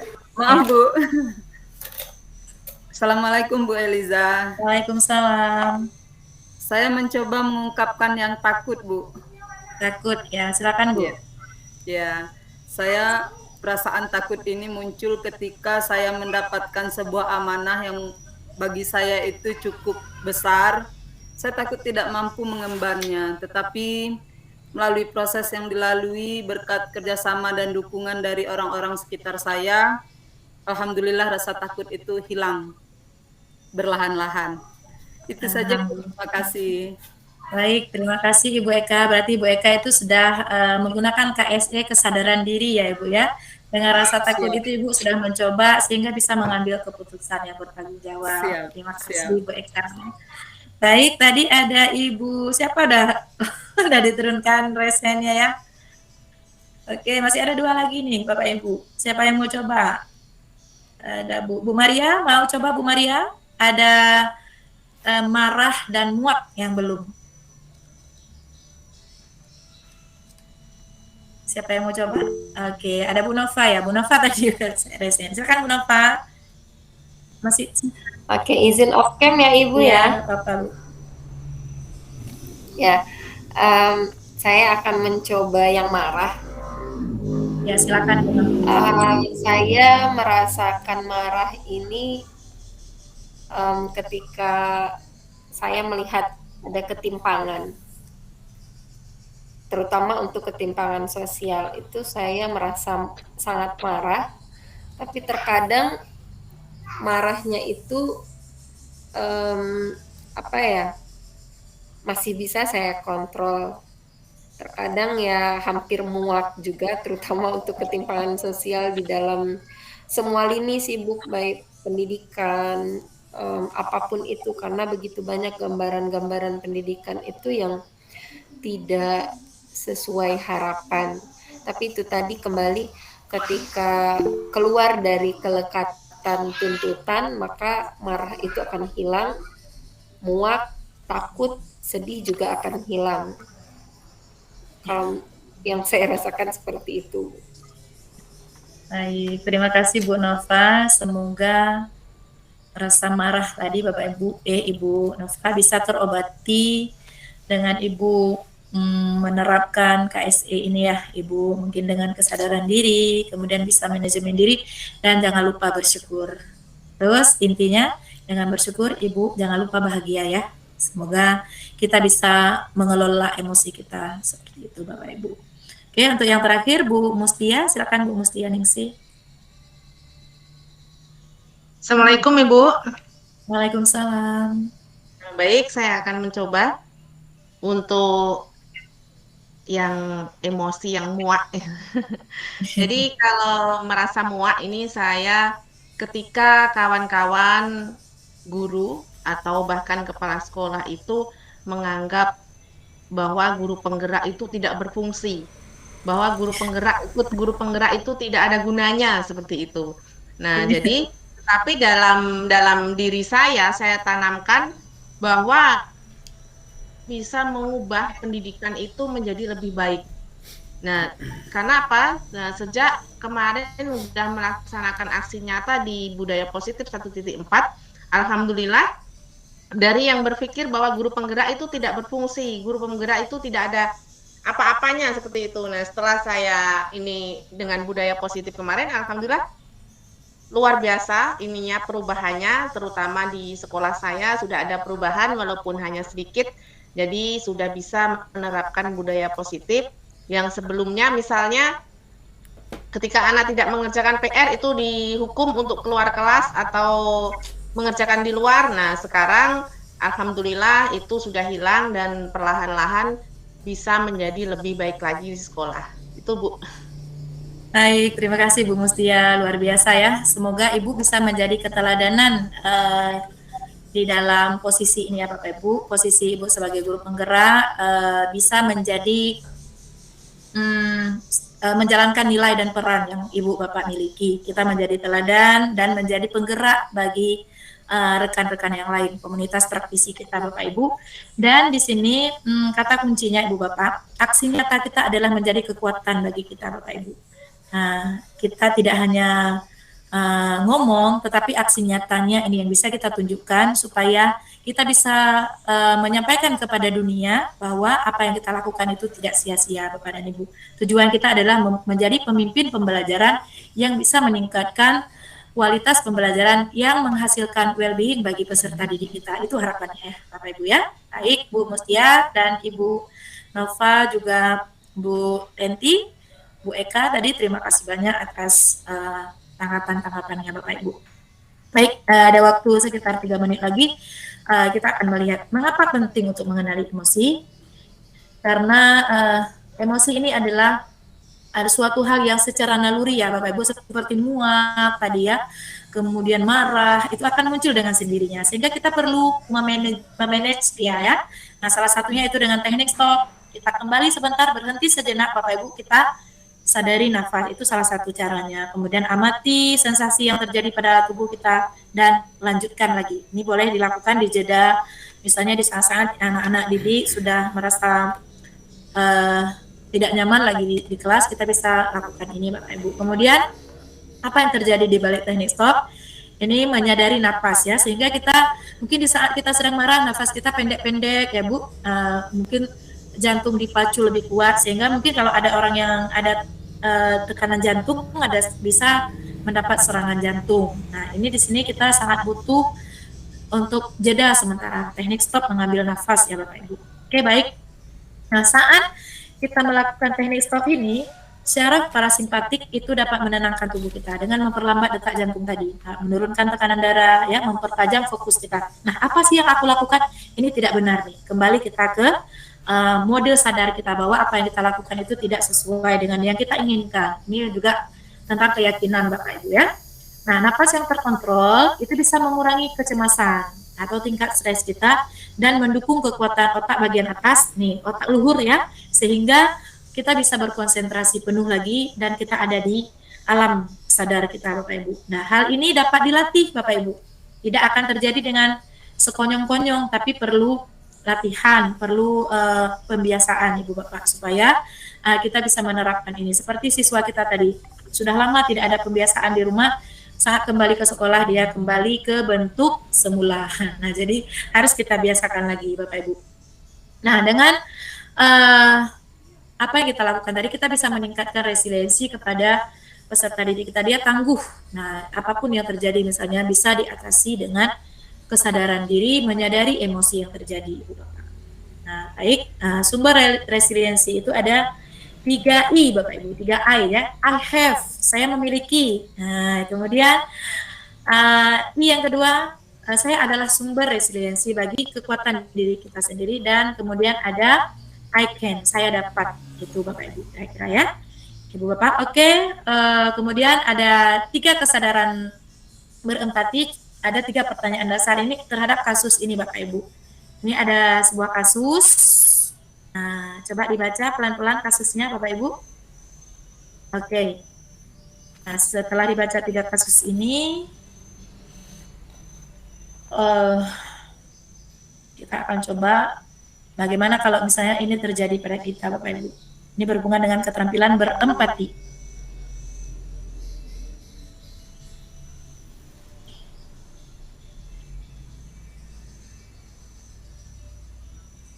Gimana Ibu Bapak, sudah selesai dibacanya?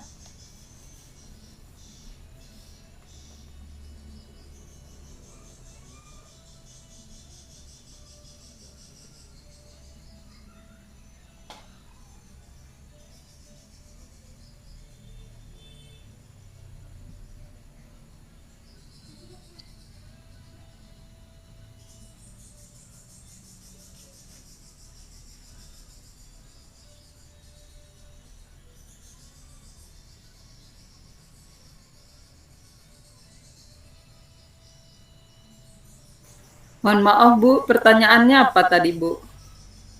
Oke, kita balik ke pertanyaannya ya Bu ya. Baik, sudah selesai baca Ibu? Sudah Bu. Oke, kita kembali ke pertanyaannya. Apa yang dirasakan orang tersebut sebagai tokohnya Bapak tadi ya? Apa yang membuatnya merasa demikian? Oke, mungkin bisa 1 orang Bapak Ibu? Saya undang, waktu kita boleh lebih 5 menit ya Bu ya? Udah lebih 2 menit nih.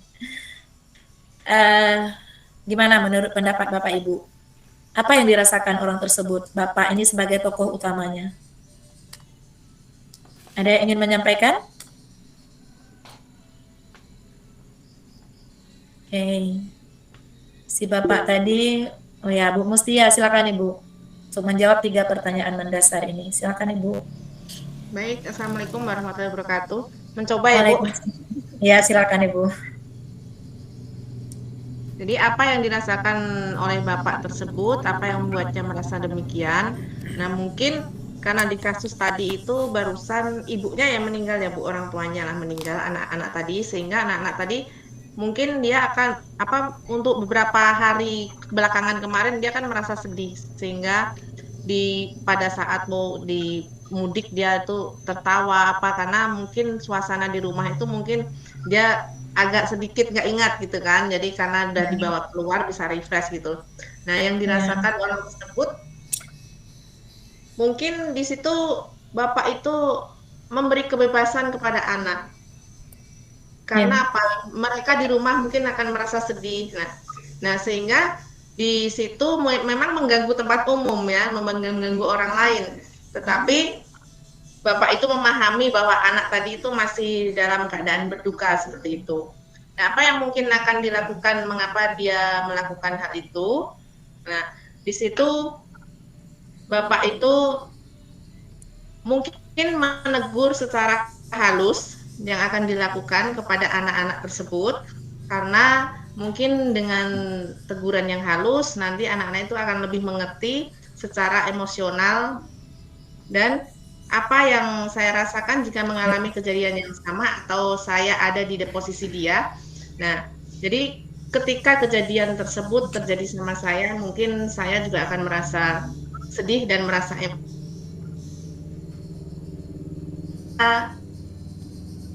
jadi kita memberikan kebahagiaan lah untuk anak-anak tersebut. Mungkin itu Bu. Ya baik, terima kasih Bu Mustia. Setelah kita tahu persoalannya mungkin ya akan muncul sosial berempati kita ya Bapak Ibu ya. Karena bagaimanapun seorang anak kecil mungkin kehilangan orang tuanya, apa yang kita rasakan seandainya kita sebagai orang tua ya. Nah, si Bapak ini mungkin dia sudah bingung bagaimana mendiamkan anaknya yang menangis, tapi begitu mereka bahagia dibiarkanlah mereka. Ini termasuk keterampilan berempati. Mungkin sebelum kita tahu ya kita merasa terganggu, tetapi di saat kita mengetahui apa persoalan di balik itu, kita akan bisa menyadari ya, kita akan menyadari sehingga muncul kesadaran sosial kita.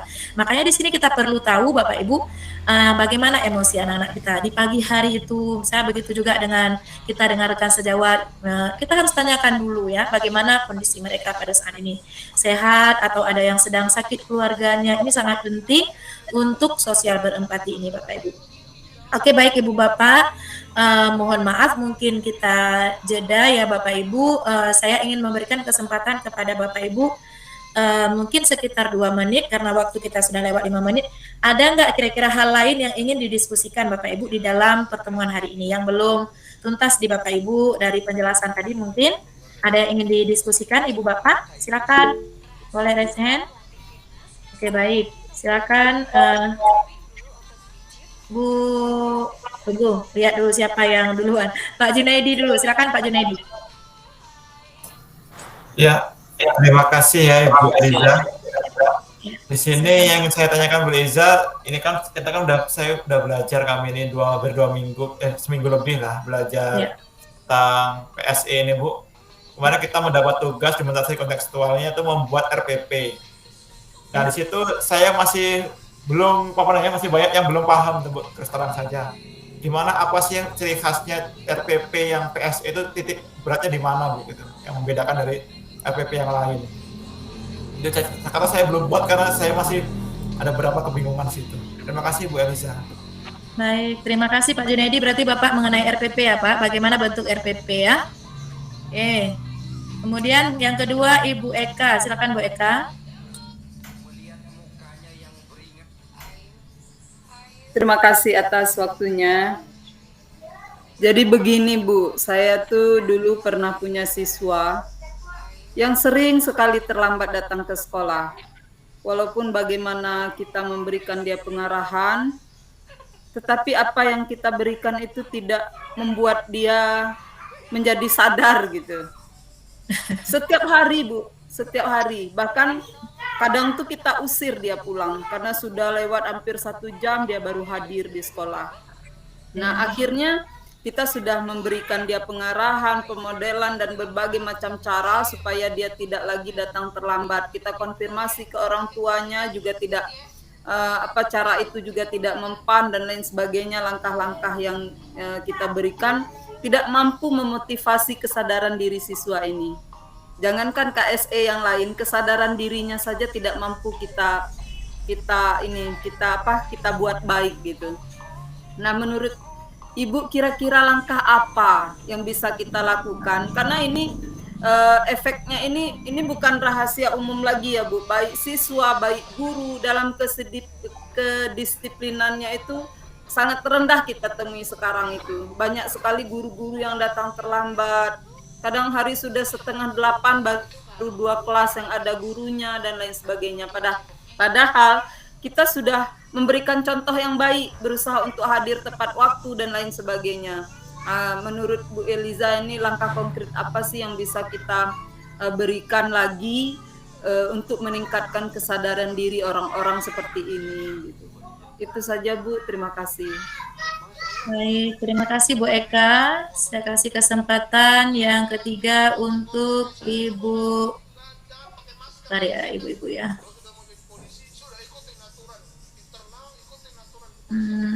Oke. Kesempatan ketiga kepada Ibu Zea. Silakan Bu Zea. Baiklah Bu, terima kasih untuk kesempatannya. Mungkin masih ada kaitannya dengan pertanyaan Pak Junaidi tadi, cuman saya masih agak ragu tentang penerapan pembelajaran PSE secara eksplisit. Kalau untuk yang integrasi dengan kurikulum dan juga kurikulum budaya sekolah, sepertinya saya sudah dapat gambaran. Cuman saya tuh agak masih masih di awang-awang untuk penerapan pembelajaran PSE secara eksplisit itu seperti apa? Dari mulai pengertiannya eksplisit itu seperti apa, kemudian contoh penerapannya secara eksplisit. Karena kemarin saya juga ketika membedakan ya dalam bentuk tabel di tabel 3.1 tuh saya juga agak gamang gitu, mana yang integrasi, mana yang eksplisit kayak itu. Terima kasih Bu. Baik, sama-sama Bu Zea. Baik, terima kasih.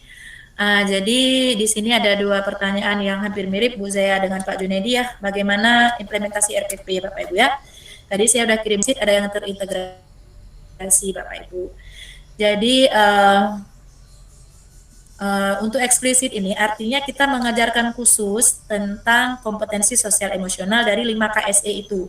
Misalnya Bu Zea nih mau mengajarkan tentang kompetensi kesadaran diri. Nah, apa sih contohnya kompetensi kesadaran diri itu? Misalnya saat bisa kita ajarkan secara eksplisit khusus di dalam suatu proses pembelajaran, baik itu di dalam ekstrakurikuler Ibu ya.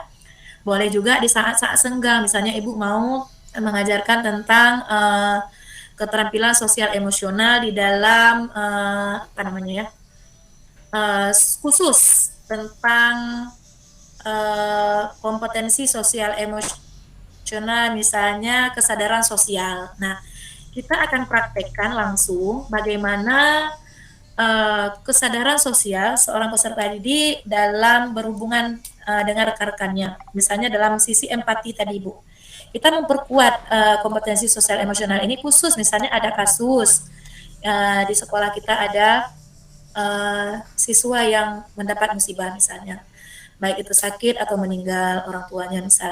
Bagaimana ibu bapak menguatkan kompetensi kesadaran sosial ini dengan cara yang Bapak Ibu bisa lakukan, misalnya mengajak siswa untuk mengunjungi rekan yang tertimpa musibah, kemudian ada kumpulan dana misalnya Ibu. Nah, kumpulan dana yang kita kumpulkan bersama-sama. Nah, ini dirancang dalam suatu RPP rencananya juga, walaupun RPP sederhana Bapak Ibu ya, contoh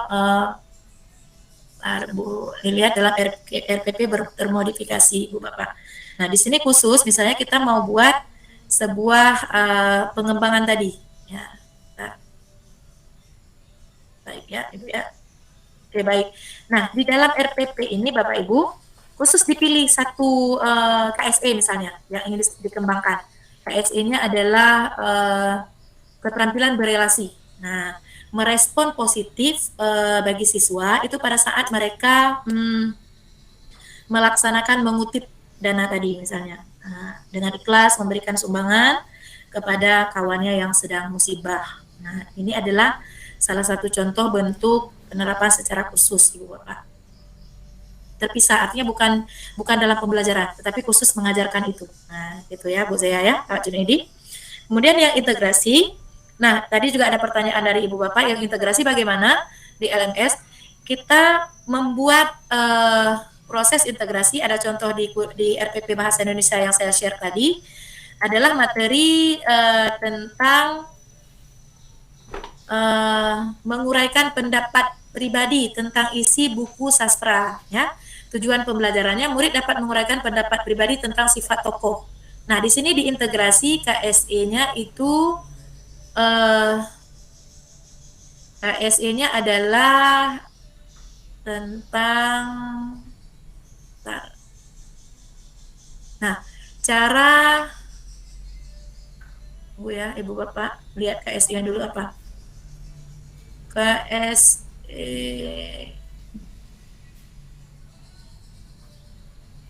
Nah, diintegrasi KSE. Nah, kelima KSE ini Bu diintegrasikan. Nah, setelah membaca dongeng, siswa menuliskan isi cerita kembali. Nah, kemudian dia menceritakan bagaimana karakter tokoh utama di dalam cerita tersebut. Nah, kegiatan ini dapat mengembangkan kelima KSE, bagaimana dia, maksudnya seandainya menjadi di posisi tokoh itu apa yang dia lakukan, itu kesadaran berempati tadi. Kemudian bagaimana manajemen diri dia dalam mengatur, misalnya terjadi seperti tokoh di dalam cerita tersebut, seperti kita nikmati video tadi. Ini diintegrasikan di dalam proses pembelajaran. Nah, proses pembelajaran yang terintegrasi KSE, Ibu Bapak, diharapkan kita mampu membuat pembukaan yang hangat, Bapak Ibu. Pembukaan yang hangat, kemudian bagaimana di dalam kegiatan pembelajaran yang melibatkan peserta didik secara, artinya secara aktif peserta didik kita libatkan. Kemudian penutupan yang optimistik. Nah, ini harapannya Bapak Ibu. Mungkin di dalam RPP tadi sudah terbaca Bapak Ibu ya bagaimana contoh pembukaan yang hangat, kemudian kegiatan yang melibatkan peserta didik secara aktif di dalam kegiatan inti, dan penutupan yang optimistik. Nah, itu harapannya Bapak Ibu. Oke. Nah, kemudian fokus PSE-nya apakah dituliskan di dalam RPP? Sebaiknya dituliskan Bapak Ibu. Misalnya tentang apa yang akan kita kembangkan, tentang kesadaran diri kah, manajemen diri kah, atau kesadaran sosial. Gimana Pak Junaidi dan Bu Zaya? Kira-kira bisa diterima? Ya, terima kasih ya Bu. Nanti saya lagi. Terima kasih teh. Oke, Banyak baik. penjelasan. Terima kasih Pak Junaidi. Bu Zaya gimana Bu Zaya?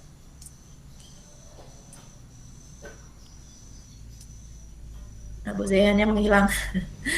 Oke, baik. Kemudian pertanyaan Bu Eka ya. Kita coba bagaimana menghadapi murid yang susah ya Bu ya. Mungkin kita dalam menghadapinya memang banyak yang kita alami Bapak Ibu. Jadi sebagai seorang pendidik Ibu Bapak, kita adalah orang tua kedua Bapak Ibu. Nah, yang pertama sekali saran saya kepada Ibu, anggaplah anak ini, peserta didik kita ini adalah seperti anak sendiri Bapak Ibu. Nah, pertama sekali Ibu harus mengajak dia dengan penuh kasih sayang. Nah, karena anak yang kita katakan dalam tanda kutip ya Bu ya, mungkin agak susah ya dalam tanda kutip, kita mengungkapkan mungkin anak yang punya kelebihan tenaga mungkin, kemudian ada susah untuk diajak berkompromi dalam hal sekolah.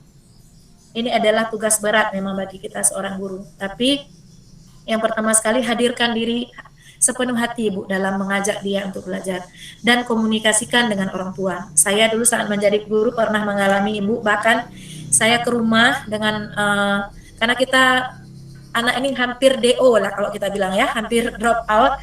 Saya mengunjungi ke rumahnya Bu. Dengan kepala sekolah saya datang mengunjungi ke rumahnya, menyampaikan dengan baik-baik.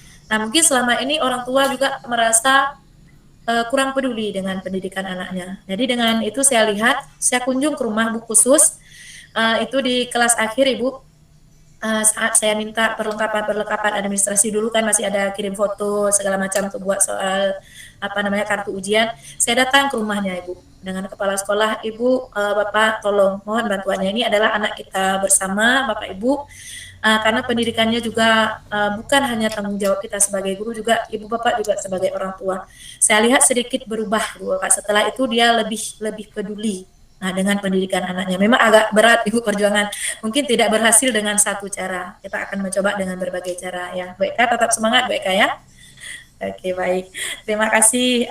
Baik, minta tolong kirimkan link tadi. Oke, ada minta tolong ke Pak Sulaiman, Bapak Ibu kirimkan link tadi kembali yang saya bisa copy di sini. Pak Ibu mohon maaf, ini ada link presentasi juga ada di sini. Bu Bapak yang bisa minta tolong ke Pak Sulaiman kirimkan kembali link RPP, contoh RPP Bapak Ibu, dan ada juga link ini ya Ibu Bapak, materi yang hari ini Bapak Ibu. Oke, minta tolong Pak Sulaiman ya. Kemudian Bapak Ibu yang terakhir ada satu lagi link refleksi ya, tolong diisi Bapak Ibu.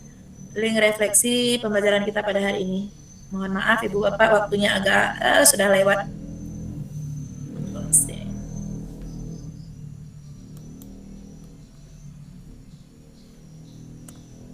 Bapak Ibu, link refleksi tolong diisi ya Ibu Bapak semuanya, apa yang Bapak Ibu pelajari pada hari ini. Mohon maaf sekali lagi Ibu Bapak, sebagai penutup dari kegiatan kita pada hari ini, Ibu Bapak saya ingin menyampaikan kepada Bapak Ibu,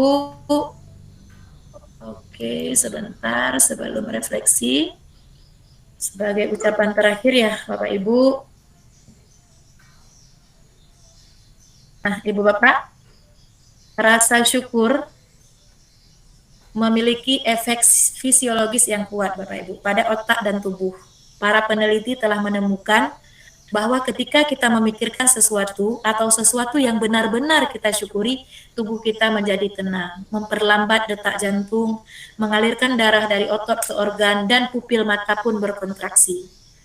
Nah, itu artinya perasaan bersyukur, apalagi kita yang beragama Islam, juga mungkin yang non-Muslim sama dengan ajaran agama yang dianutnya, bahwa rasa syukur itu penting Bapak Ibu, karena untuk menghindari kekufuran kita ya.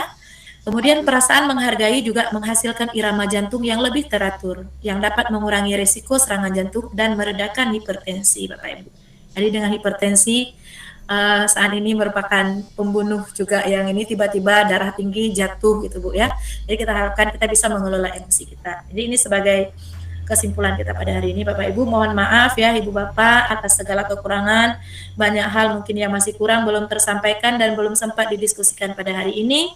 Ibu Bapak, saya ucapkan permohonan maaf yang sebesar-besarnya, dan terima kasih juga kepada Ibu Bapak fasilitator yang sudah membersamai kita pada hari ini, Ibu Bapak pengajar praktik dan Bapak Ibu CGP hebat yang sudah bersama-sama pada hari ini. Link refleksi yang terakhir Bu Eka, yang saya kirim terakhir. Oke, sudah terekam semuanya Ibu Bapak sebelum ditutup? Sudah, silakan ya, link refleksi tolong di copy dulu, mungkin nanti kita keluar dari ini juga nanti link refleksi yang Google Form Bapak Ibu. Yang ini ya, yang Google Form. Akhir silakan di copy dulu Ibu Bapak ya. Baik, ada yang ingin disampaikan sebagai penutup mungkin dari pengajar praktik atau dari Bapak Ibu fasilitator untuk benang merah kegiatan kita pada hari ini.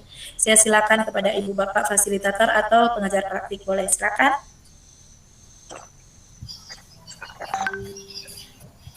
Ada? Tadi ada nampak Ibu Fasil ya? Apakah sudah kembali? Baik. Kalau tidak ada dari PP dan Fasil, boleh dari CGP-nya Bapak Ibu sebagai benang merah terakhir sebagai kesimpulan. Silakan Ibu Bapak yang mau coba. Ada yang mau coba, Pak Febri?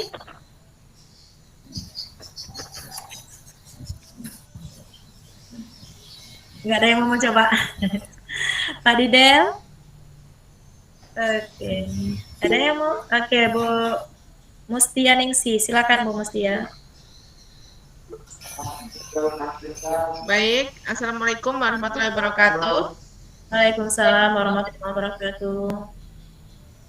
Baik, sebelum melakukan sesi kolaborasi ini, saya belum begitu memahami tentang 5 kompetensi dasar sosial emosional. Nah, setelah melakukan kolaborasi dengan Ibu Elisa, dengan Bapak Guru yang lain, saya memahami tentang 5 kompetensi yang harus kita kembangkan di dalam KSE, dan mudah-mudahan dalam KSE 5 kompetensi ini kita bisa menerapkannya di sekolah kita, sehingga sekolah kita akan membawa perubahan yang lebih baik lagi dari yang sebelumnya. Mungkin itu Bu. Wassalamualaikum warahmatullahi wabarakatuh. Waalaikumsalam warahmatullahi wabarakatuh. Terima kasih banyak Bu Mustia ya. Insya Allah Ibu Bapak sampai bertemu kembali di lain kesempatan. Sebelum saya akhiri, Bapak Ibu tolong dibuka kameranya dulu, kita ambil foto bersama Bapak Ibu ya. Oke, baik. Gayanya apa gaya hari ini? Gaya bebas saja ya, gaya bebas. Oke, silakan Bapak Ibu mau bergaya dengan berbagai gaya. 1, 2, 3. Sekali lagi. 1, 2, 3. Baik, terima kasih Ibu Bapak. Sampai berjumpa kembali di lain kesempatan. Assalamualaikum warahmatullahi wabarakatuh. Waalaikumsalam.